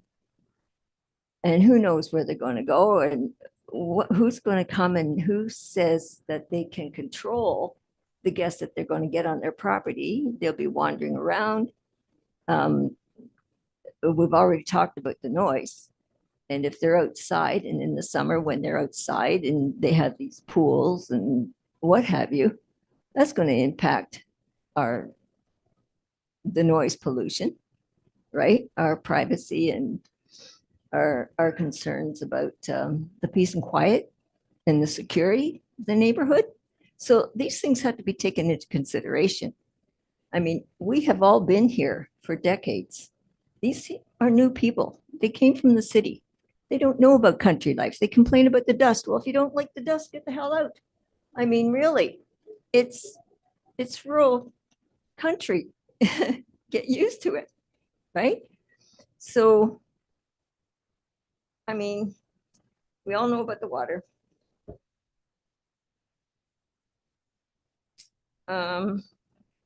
Excuse me, I am new to this, but I just think that these things need to be taken into consideration. And honestly, Scott, would you want to have something like this beside your house? Thank you. Thank you. Just if I could follow through on one component there. I have heard through my involvement with the Heritage Committee, the Mallory House for many years. I would ask staff to look into whether it is a designated structure or not. And of course, to Mrs. Blair, Hamilton Township has not been proactive in designating structures of heritage. And if it's not designated, then it would be eligible for repairs, renovations outside of what's in front of us today. But we can certainly look at the designation of that if in fact it exists or not. Turning back to the audience, is there anyone else that would like to speak? Please come forward. Again, I ask name and address, if you would, please. Yeah, my name is Kathleen Martin, and I live at 9654, completely adjacent to this property up there. The picture looks great. It's a great plan, but we're right beside it. And then there's neighbors right beside it too. You don't see that part, so you know, sort of out of mind. But I read the report, and there was parts in it that said that, you know, how much noise would affect this business because we repair cars. It doesn't mention that we live there too. And it doesn't mention that we are also classified as farm. We're zoned commercial, residential, and farm. So that all the way down their way is also classified as farm. I have some fruit trees growing up on the hill, and as a retirement thing, I was going to do some more. So I'd just like to clarify that. And our address was wrong in the report. The number was wrong. I just thought I'd clarify that too. It's 9654. But it's so like if you're looking at the noise of what's been here, like we've been in business for 25 years. We've been at this location since 2009. We always try to keep our business not on the weekend. just so that compressors and things like that don't bother people. We try not to work late unless things get behind. And, you know, nothing else is mentioned here about what we're doing as far as, you know, we use chainsaws to cut down trees, right? All the things that we do to maintain properties, all that noise. How is this going to affect, you know, the guests? Like the guests seem to have presidents here, and how much of their noise is going to disturb us 24/7? This isn't like a 9 to 5, 5 days a week. This is 7 days a week, 24-hour operation. So I just like to bring that up too. And it's so close to where we live. Like we're going to be here, and right there is 42 people, plus all the things that they're going to be using. Like right now, what they're doing is fine. They're Airbnb down at the coach house. But all this in that small area, plus taking that hill apart. Yeah. And go back to the water and then the discharge. Got it. And again, I see our staff making notes with your add-ons to your previous submitted letter. Great. Thank you. Thank you. Who else would like to come to the podium?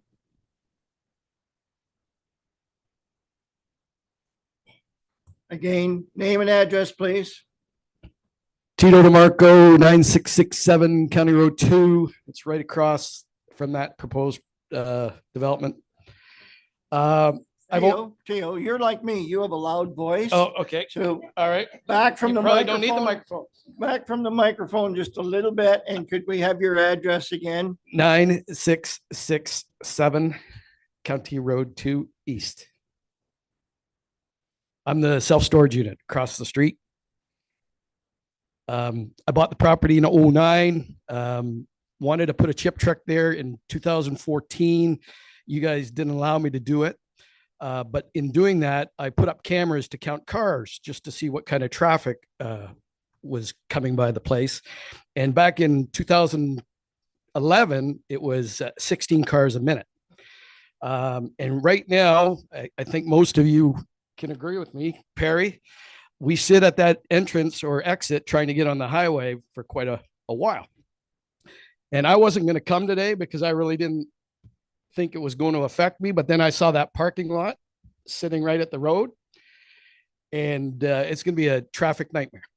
I'm sure there's more than 16 cars a minute going by there now. I haven't done it since back in the day, but we've got a lot of cars. My property, people come and go. I see them sitting at the gate waiting to get on the highway. And we don't have that kind of a parking lot feeding 42 vehicles, or how many vehicles there are there. So I'm just concerned with the traffic, the safety. I just can't see it being a good idea to put the front entrance to that property on Highway 2. Anyways, currently I'm continuously picking up litter that blows across the street from the current owners. So I know things will change as a commercial property, garbage will be taken care of, but again, it's just one of those things, neighbors doing things to neighbors, and it's a full-time job picking up stuff that blows across the street from the recycling stuff. So anyways, thanks for your time. Thank you, Teo. Who would like to speak next?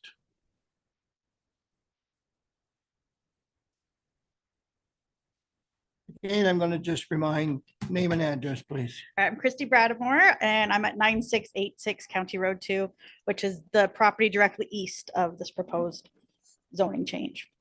But I just have a few questions about, Jennifer, your report. I know, like, after they submitted their request for this, experts that work for you guys look over it.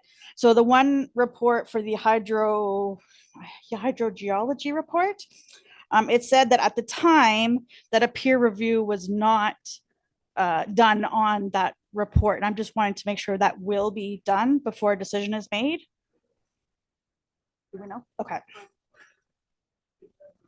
Please, Jennifer, go ahead if you know the immediate answer to that. If it's something we have to review, we'll have to get back to you. A hydrogeology review was received yesterday. And it did include some comments and some proposed questions with respect to the prepared hydrogeology report that is forwarded back to the applicants for their response. Thank you.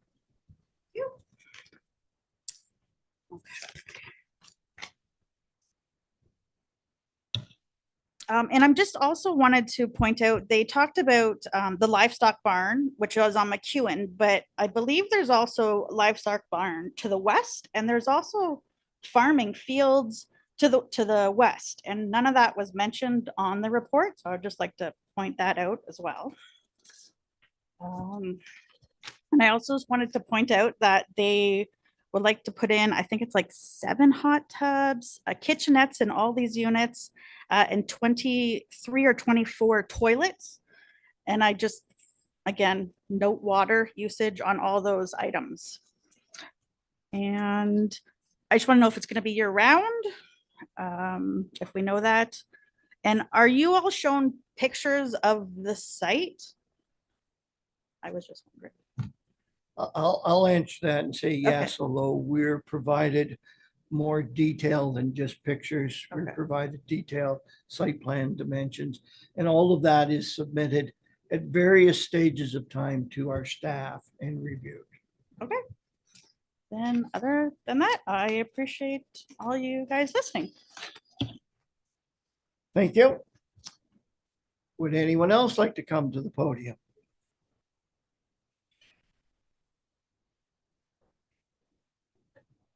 Well, I'm just picking up on things that haven't been said because we all know about what's going on with the property and how outrageous this whole thing is. Mrs. Blair, I should caution you, we will provide you this opportunity, but because you did have an opportunity earlier, it's not a common practice to have repeats. So please, please feel free, but I lost my train of thought. concise Sorry. would I ask of you, please. I'm sorry. Yes. Oh, Lordy. I lost my train of thought. I'm sorry. I apologize. I didn't mean to do that to you. Okay. Something that I'm sorry. If I get back to it, I'll speak to you. Thank you. And I would also provide anyone the opportunity in future, if your thoughts come back to you, that our staff are available and can be reached out to during a day other than today, because there'll be a lot of paperwork after today's meeting. But in the future, if you come up with an additional idea or your secondary thoughts, our staff are available to be approached. And I offer that to everyone in the room. Okay, so I'll go with anyone else in the room that would like to speak that's opposed. Seeing none, I'll move on. Is there anyone seeking clarification? And moving on from there.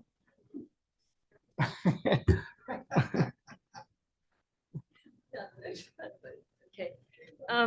Well, you all heard the yeas and nays, and 100% is against this. So does that mean that you're going to take all those into consideration? I mean, you got to clarify. If you got 100% against it and nobody's for it, shouldn't the answer be clear? No to this proposal? This is a I think you public, have to should clarify that. this is a public meeting. I think the majority rules. This is a public meeting. Yes, It is a process wherein we hear all, and you have. and we've heard a lot. We certainly have heard those common themes. Water, number one, or absence of water is maybe a better way of saying it. The other component of this is that we have yet to hear from the applicant or the applicant's agent. And the democratic process, quite simply, is that everyone gets an opportunity to have input. We don't have the answers to your concerns. When I say your, I mean your group concerns. We don't have the answers, but our process is to work through items and get answers. This point in time, we would normally be moving on to the applicant and agent, and we'll be going to committee members who may share everything that's been said, or some may not. Again, it's a process. We're not about to make a decision today because we don't have all the information. Yeah. This is simply a public meeting to obtain input. Thank you. The other component of this is that I believe this application is going to be brought forward at a future municipal meeting. And I would turn to our staff and simply ask, it's highly unlikely that the answers are all available today. In fact, all the questions aren't necessarily asked today. So could we commit to circulating to the public, majority of them are here, and when I say that, the public, I mean those who received circulation notice of a future meeting that this will be discussed again?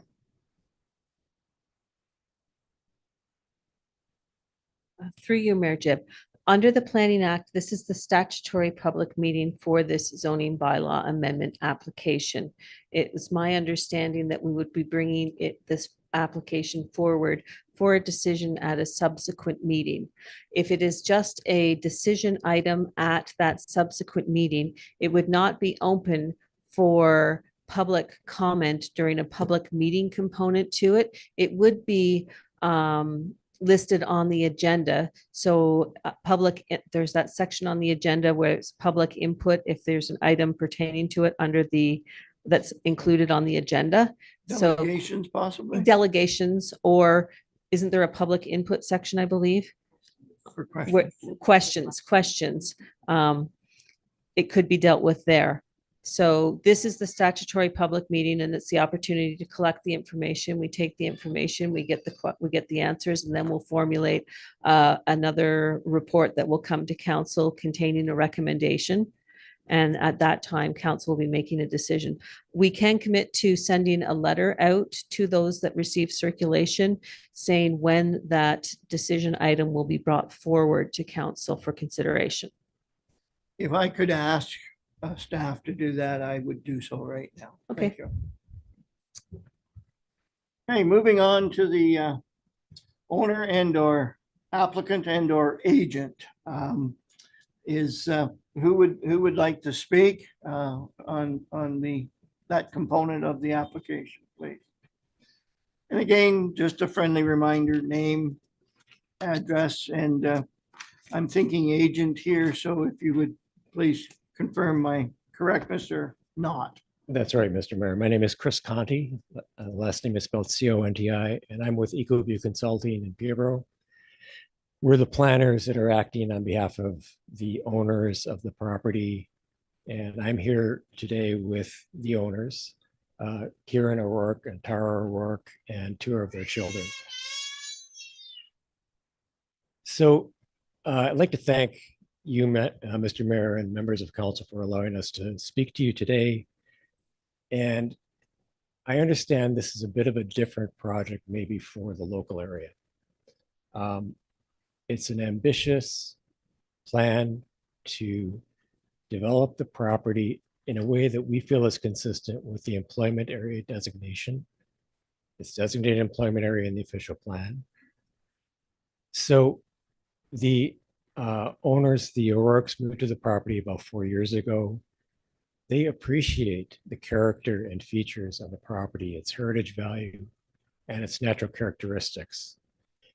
Their interest is to develop a family business on the property, but in a way that does not destroy the property at all or detract from its natural characteristics or its heritage value. They intend to develop the property in a sensitive way and address the issues that have been raised through the review of the application. They want to develop a high quality, attractive resort establishment on the property with 15 guest units and associated facilities that would attract people and provide for a comfortable and interesting experience in a rural area of the township. That's the main objective. So I know that a lot of concerns have been raised. We appreciate the efforts of staff and their detailed review of the proposal. We intend to address the concerns. We've had experts in various fields working on the proposal. We understand hydrogeology is an issue, the water supply. My understanding, there's no new well proposed for this application. The water supply for the proposal will be based mainly on cisterns and trucked in water. So I'm hoping we can demonstrate to the township, to your satisfaction, that there will be no impact on adjacent wells. We understand that the fire protection is also an issue, particularly for the units up on top of the hill. There are 4 units proposed as part of phase 1. Mr. O'Rourke is a firefighter, and we will be working with fire protection specialists to try to resolve that issue. There is a concern that they would prefer not to have the road, the current path, turned into a road to provide fire truck access, if at all possible. They feel it would be just causing too much disturbance to the property. So we're looking for alternatives. And again, we hope we can satisfy the township with regard to that issue. So we're going to be working very diligently to try to resolve all the issues that have been expressed in the comments that have come forward. And hopefully we can also resolve and address and allay some of the fears of the neighboring property owners. The area is designated employment area in the official plan. If you look at the official plan, there's a number of properties in that area that are designated employment. It looks to me like it was a node of employment that was identified in the official plan to provide for highway commercial use. That's what we're proposing in the zoning bylaw amendment, that it be a rural highway commercial use with a special provision for the tourist establishment.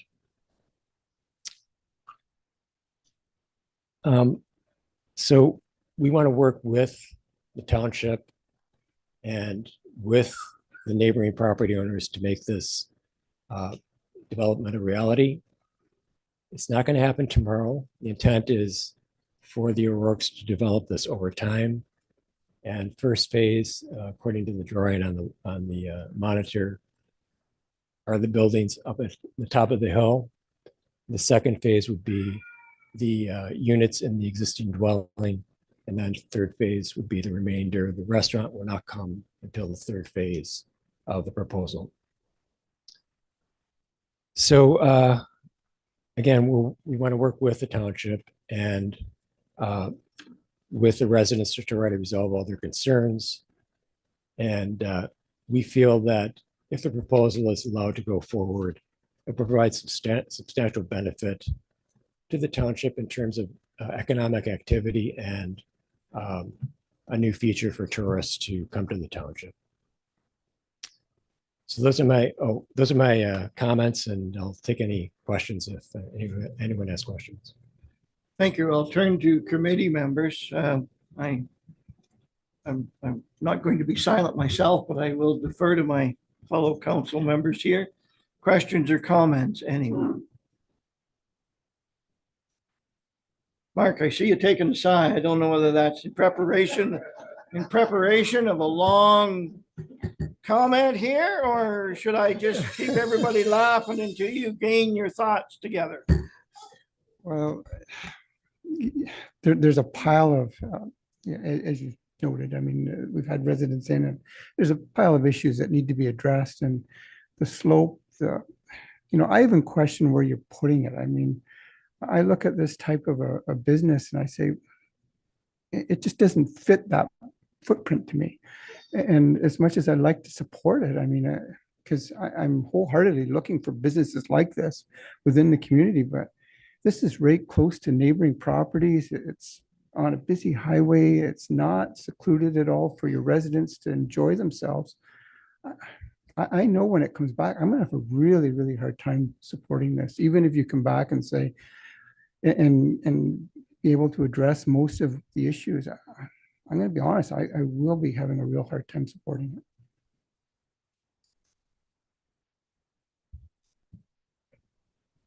Larry, I see your hand, please.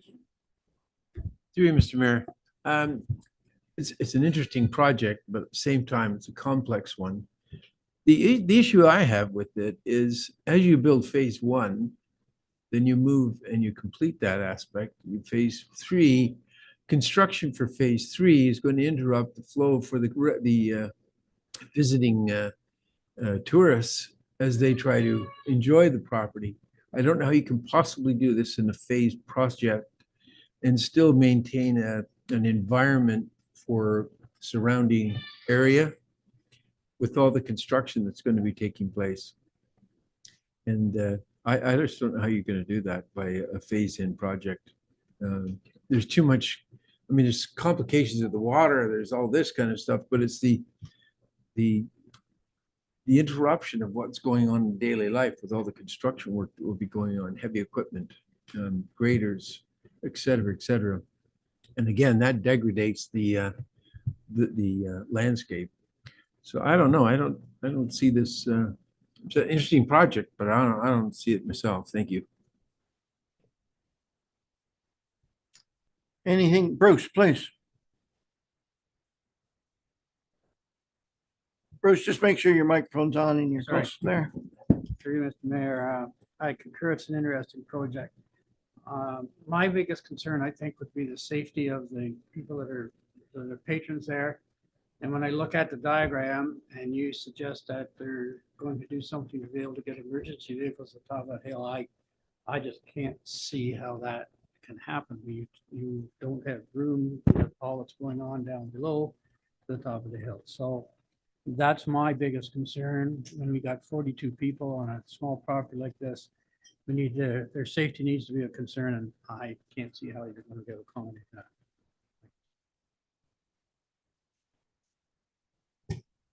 Thank you, Bruce. Anything else, John?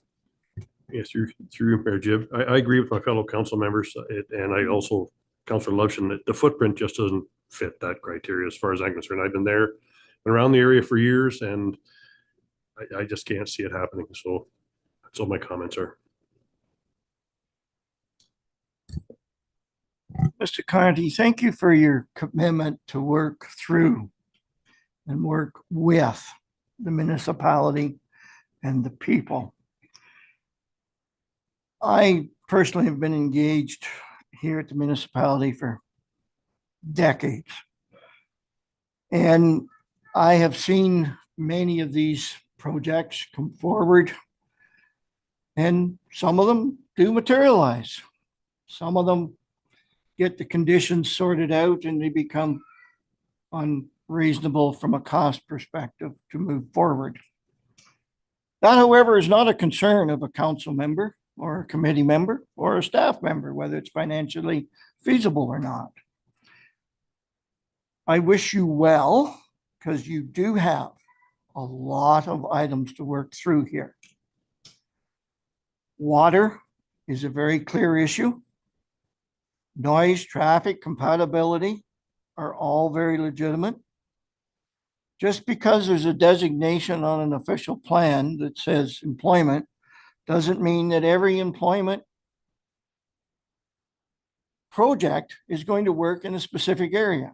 And Mr. Connie, you're more than aware of that with your years of history in the planning industry. Your commitment to solutions has to be 100%. I personally don't like options within planning documents. Well, we could do this, we could do that. Because again, my experience has been options get changed, modified, eliminated. And I'll give you an example. The water, again, principal issue for me here today, is stated in the applications to be purchased water, to be brought in. Well, that gets expensive, as we all know, terribly expensive, inconvenient, sometimes unavailable when needed. So what happens? We run a line from the well to a cistern. That obviously isn't going to work for the subject property, nor is it going to work for any adjoining properties. So I would like clarity when you come back. I would like precise answers. And I'll just summarize it by saying, I wish you well. You've got quite a job ahead of you. So that's the end of my comments. I'll just go back to council members. Anything follow up? Seeing none, I shall thank you, and thank you to the applicants. This is a extremely large project, and thank you to the public for bringing forward your concerns for us today. So we'll simply move on. Great. Thank you, Mr. Mayor. Thank you, members. Thank you. We'll simply move on to 8.4 on our agenda, which simply is a motion that council rise from a public meeting under section 34 of the Planning Act, reconvene to a regular meeting of council at 2:56 p.m. on July 16th, 2024. Can I have a motion, please, and a seconder? Moved by John and Larry, or other way around. I'm not sure whose hand went up first. Suppose it doesn't matter. Section 9 on our agenda is a bylaw amendment for Adventure Bay. This has been before council before, and it reads, the prepared motion reads, it is recommended the Council of the Corporation of the Township of Hamilton enacts as follows.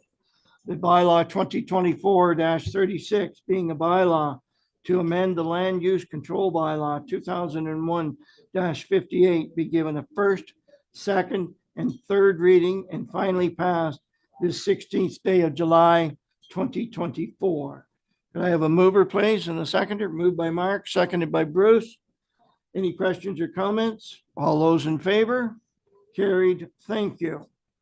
9.2 Westington zoning bylaw.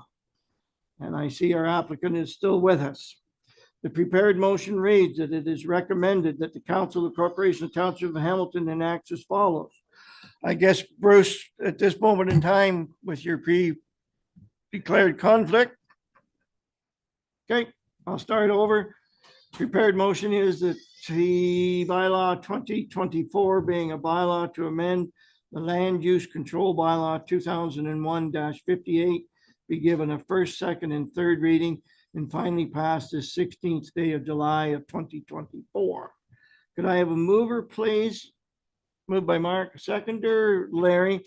Any questions or comments? I do have one, and my question is to staff. We've heard of the requirement, because it's commercial, of site plan submission and review. Is that something that needs to be addressed in this motion, or is it an automatic that it is a mandatory item? Maybe you thought Tim was going to answer that question, but he's leaving. It's automatic. It's not, you don't need to include it. It's automatic. Thank you. Okay, so it's been moved and seconded. All those in favor of the motion? Carried, thank you, and we'll hesitate until we get Bruce back in the room.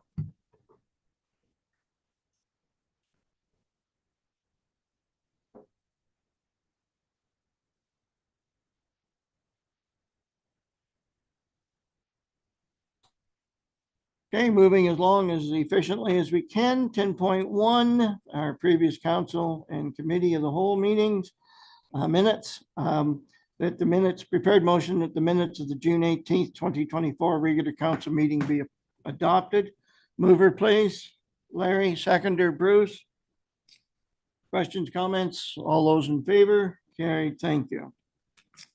10.2, committee of the whole.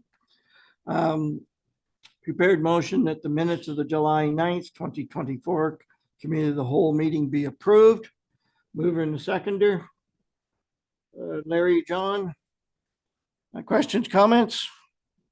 All those in favor? Carried, thank you. Nothing under, well, Committee reports, 12.1, nothing under 11.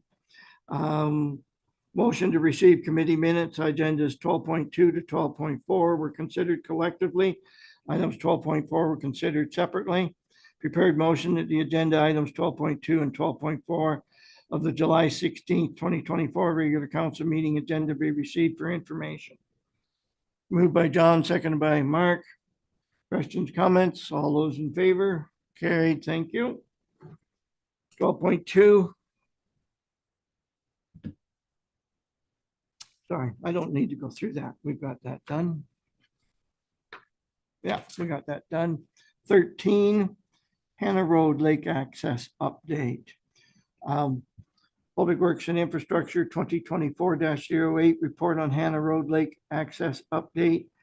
Its prepared motion is that it's recommended Council of Corporation of Township of Hamilton enact as follows. That report PWI 2024-08 Hannah Road Lake Access Act update be received for information, and that staff be directed to update the signage, which is removing the motorized vehicle symbol, to move the concrete barricades and adjust the no parking signage. Motion, please. John, seconder. Mark, questions, comments? Larry, question? So in that says, with the motorized vehicles, does that mean previous sign said no motorized vehicle? Correct. And this would allow it by removing it. So it's ATVs only. John? Through your Mayor Worship, or Your Worship, Mayor Jib. The signage for the no parking, that'll be moved back there. I think in the report it said we moved back from that area to. It'll still remain, but it'll be removed be back. moved, yeah. Okay, thank you. Okay, any other questions? All those in favor of the motion? Amanda, you're new to us here in the committee room, but I look over at you and I see some facial expressions. Are you trying to tell us something that we are awry on by chance? Okay.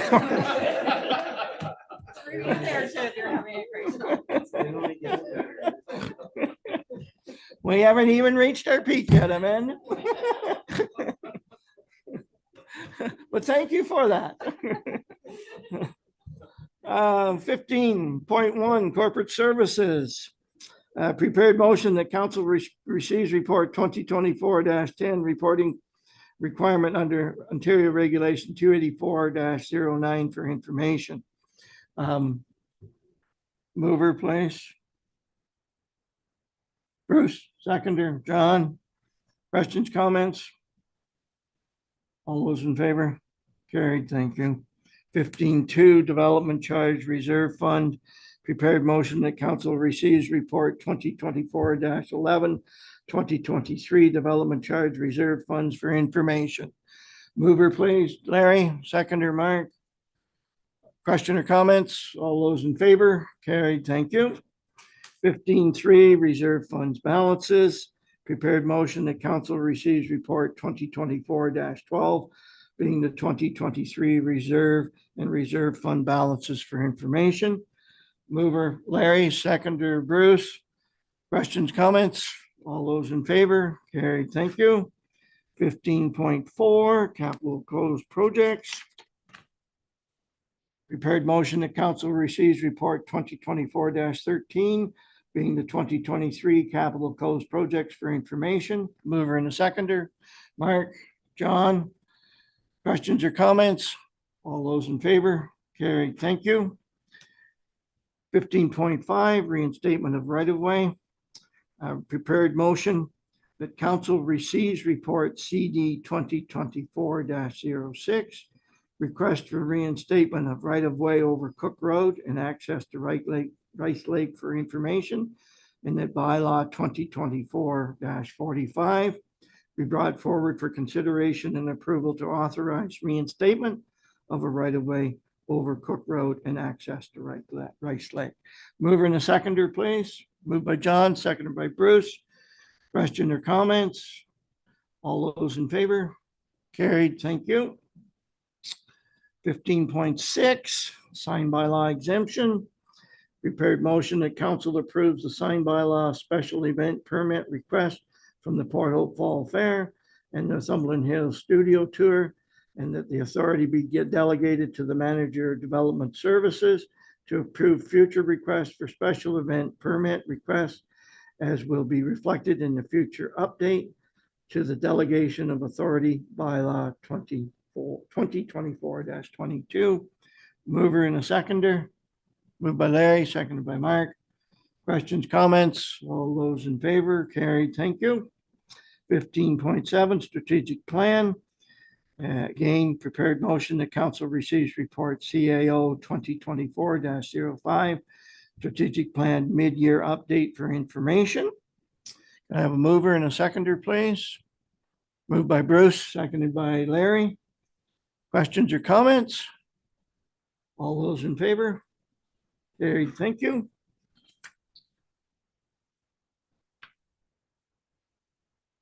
Motion to receive communications. It is recommended the Council of Corporation Township of Hamilton acts as follows, that the agenda item 17.2 to 17.4 of the July 16th, 2024 regular council meeting agenda be received. Mover and a seconder, please. Moved by John, seconded by Bruce. Questions, comments? All those in favor? Carried. Thank you.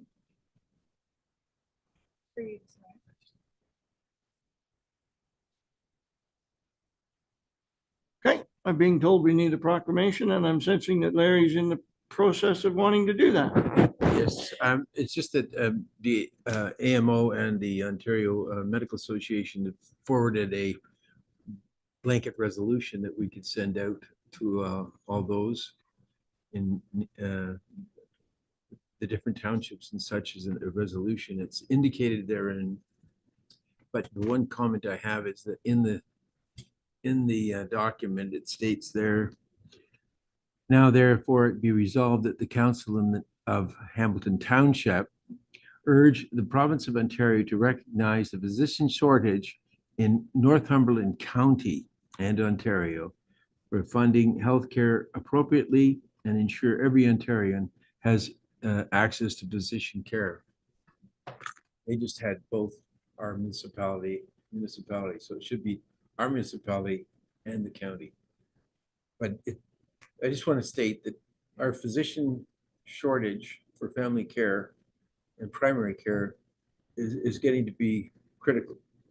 So every time we get a chance to hit the government, we've got to hit them hard. So that's why I'd like to see this put forward. Thank you. Very well. Just to turn to our clerks, it would seem as though Larry's in a position to make that motion. Is that appropriate at this time? Larry, are you making that a motion? And I believe John's wanting to second that. Okay, so it's been moved and seconded. Is there any further discussion, questions or comments? Seeing none, I'll ask for your vote, please. Carried. Thank you. Just to go back to the thing just before it related to the declaration from early childhood appreciation day. Okay, what's on the table for consideration is a proclamation under 17.3. Would anyone be willing to make that a motion, please? Larry, moved by Larry. And that October 24th be declared, I guess is the right terminology, that October 24th of 24 be declared Child Care Worker and Early Childhood Education Appreciation Day. So moved by Larry, seconded by Mark. Any questions or comments? All those in favor? Carried. Thank you. Moving on to 18 bylaws. 18.1 to reinstate the Cook Road right-of-way. Motion reads that bylaw 2024-45 being a bylaw to authorize reinstatement of rights of ways to benefit 5189 Cook Road be given first, second, and third reading and finally passed the 16th day of July 2024. Do we have a mover, please? Moved by Larry, seconded by John. Questions or comments? Okay. All those in favor? Carried. Thank you. 18.2, appoint Amanda Miller as deputy clerk. Can't turn this down now that we've received the comments that we have. Prepared motion that bylaw 2024-46 being a bylaw to appoint Amanda Miller as deputy clerk be given first, second, and third reading and finally passed the 16th day of July, 2024. Moved by Bruce, seconded by John. All those in favor?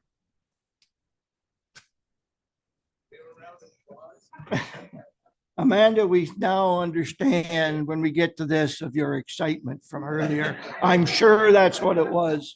And welcome and thank you for being here. And yes, John, if you would like to provide a comment or anyone else would, please do so. Maybe she was shaking her head when I called you your worship and then called you the mayors. Maybe that was all confused. All right, thanks. We're glad to have you here and certainly hope you enjoy being here with us. Just to make sure we did get a vote on that, right? We don't want to mix this up any. Okay. Nothing under item 19. There's no media with us and I don't presume there's anybody online.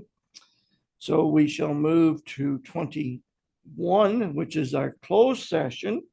And I will state here in open that I think we're due for a break. And we'll be doing that as soon as we get this motion passed. Okay, so we have a prepared motion to move to a closed session to discuss matters permitted under section 239(3)(1), education regarding Bill 168, workplace harassment and violence, 2C, potential acquisition or disposition of land, and 2K, a position, plan, or procedure, criteria, or instruction to be applied to negotiations regarding building department services, and E, a matter of litigation or pending litigation. So we're going to move this and have it passed, and then we're going to take a break. So could I have a mover to the motion, please? Moved by Mark, seconded by Larry.